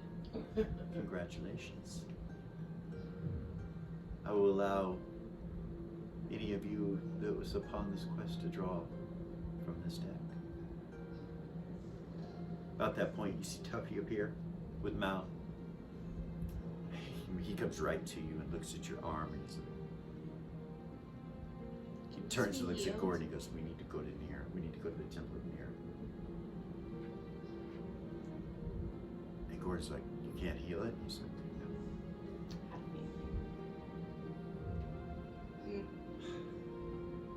Is she gonna be permanently missing an arm? Is that what's about to happen? Gordon says, "We can't really afford to have her leave now, and can you find out if this is healable?" Tuffy, "I don't want her out of our sight right now." Tuffy's like, "I don't know, I was going to talk to the High Priestess." He goes, "Well, go do that." What we have to do is really important. Kind of narrows his eyes. "What do you mean?" Talk about it. Okay. Mal's off to the side, and he's like this. He's smart. "I'm going to go with them. It's time for us to hang out a while." He looks back at you guys and walks over. Tuffy's like, "I will be back as quick as I can. I'll go and talk to her. Rather you come with me. She will want to look at it." I will come as soon as I can. I have to do this. Very well. He leaves. Teleports. Actually doesn't teleport, just disappears. You guys walk into the nest, and the rest is not in there. Mac's not in there. Falcon's not in there. The place seems to be empty. No one's in there. Weird. You kind of walk in and you look to the right down the hall to the other portion of the nest, and you don't see any workers. You don't see the kitchen's not open. Nothing's going on in there. No building or nothing. It looks done, but nobody's in there. Weird.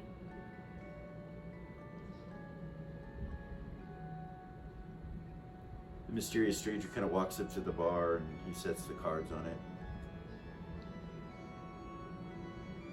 And then he looks back at you guys. Myra, where are you? "I'm coming."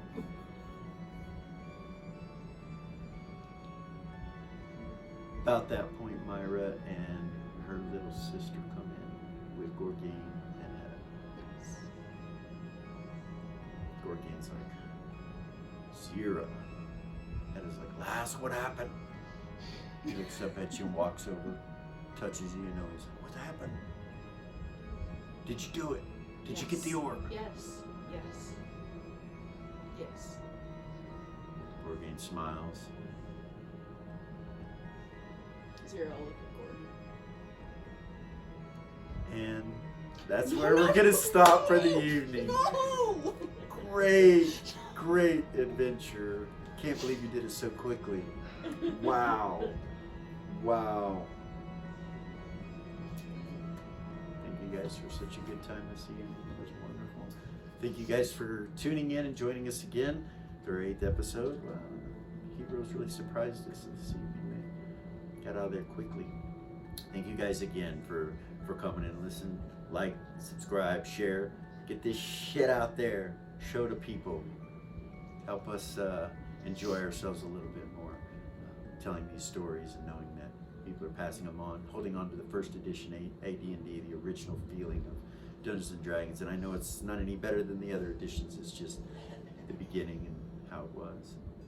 Thank you guys so much. Until next time.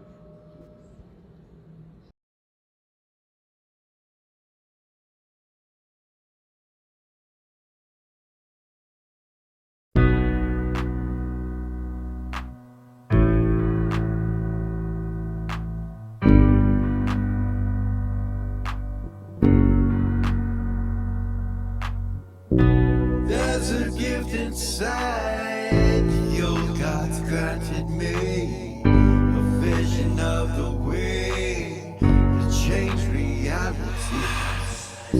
In the shadows creeping, can't rest your weary head.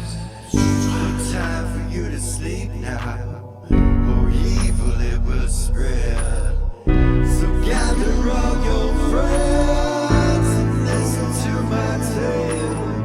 Adventure story shaping magic and the veil. Dragons, devils, demons, and creatures that I fear, and heroes of the north. Just please don't be scared. The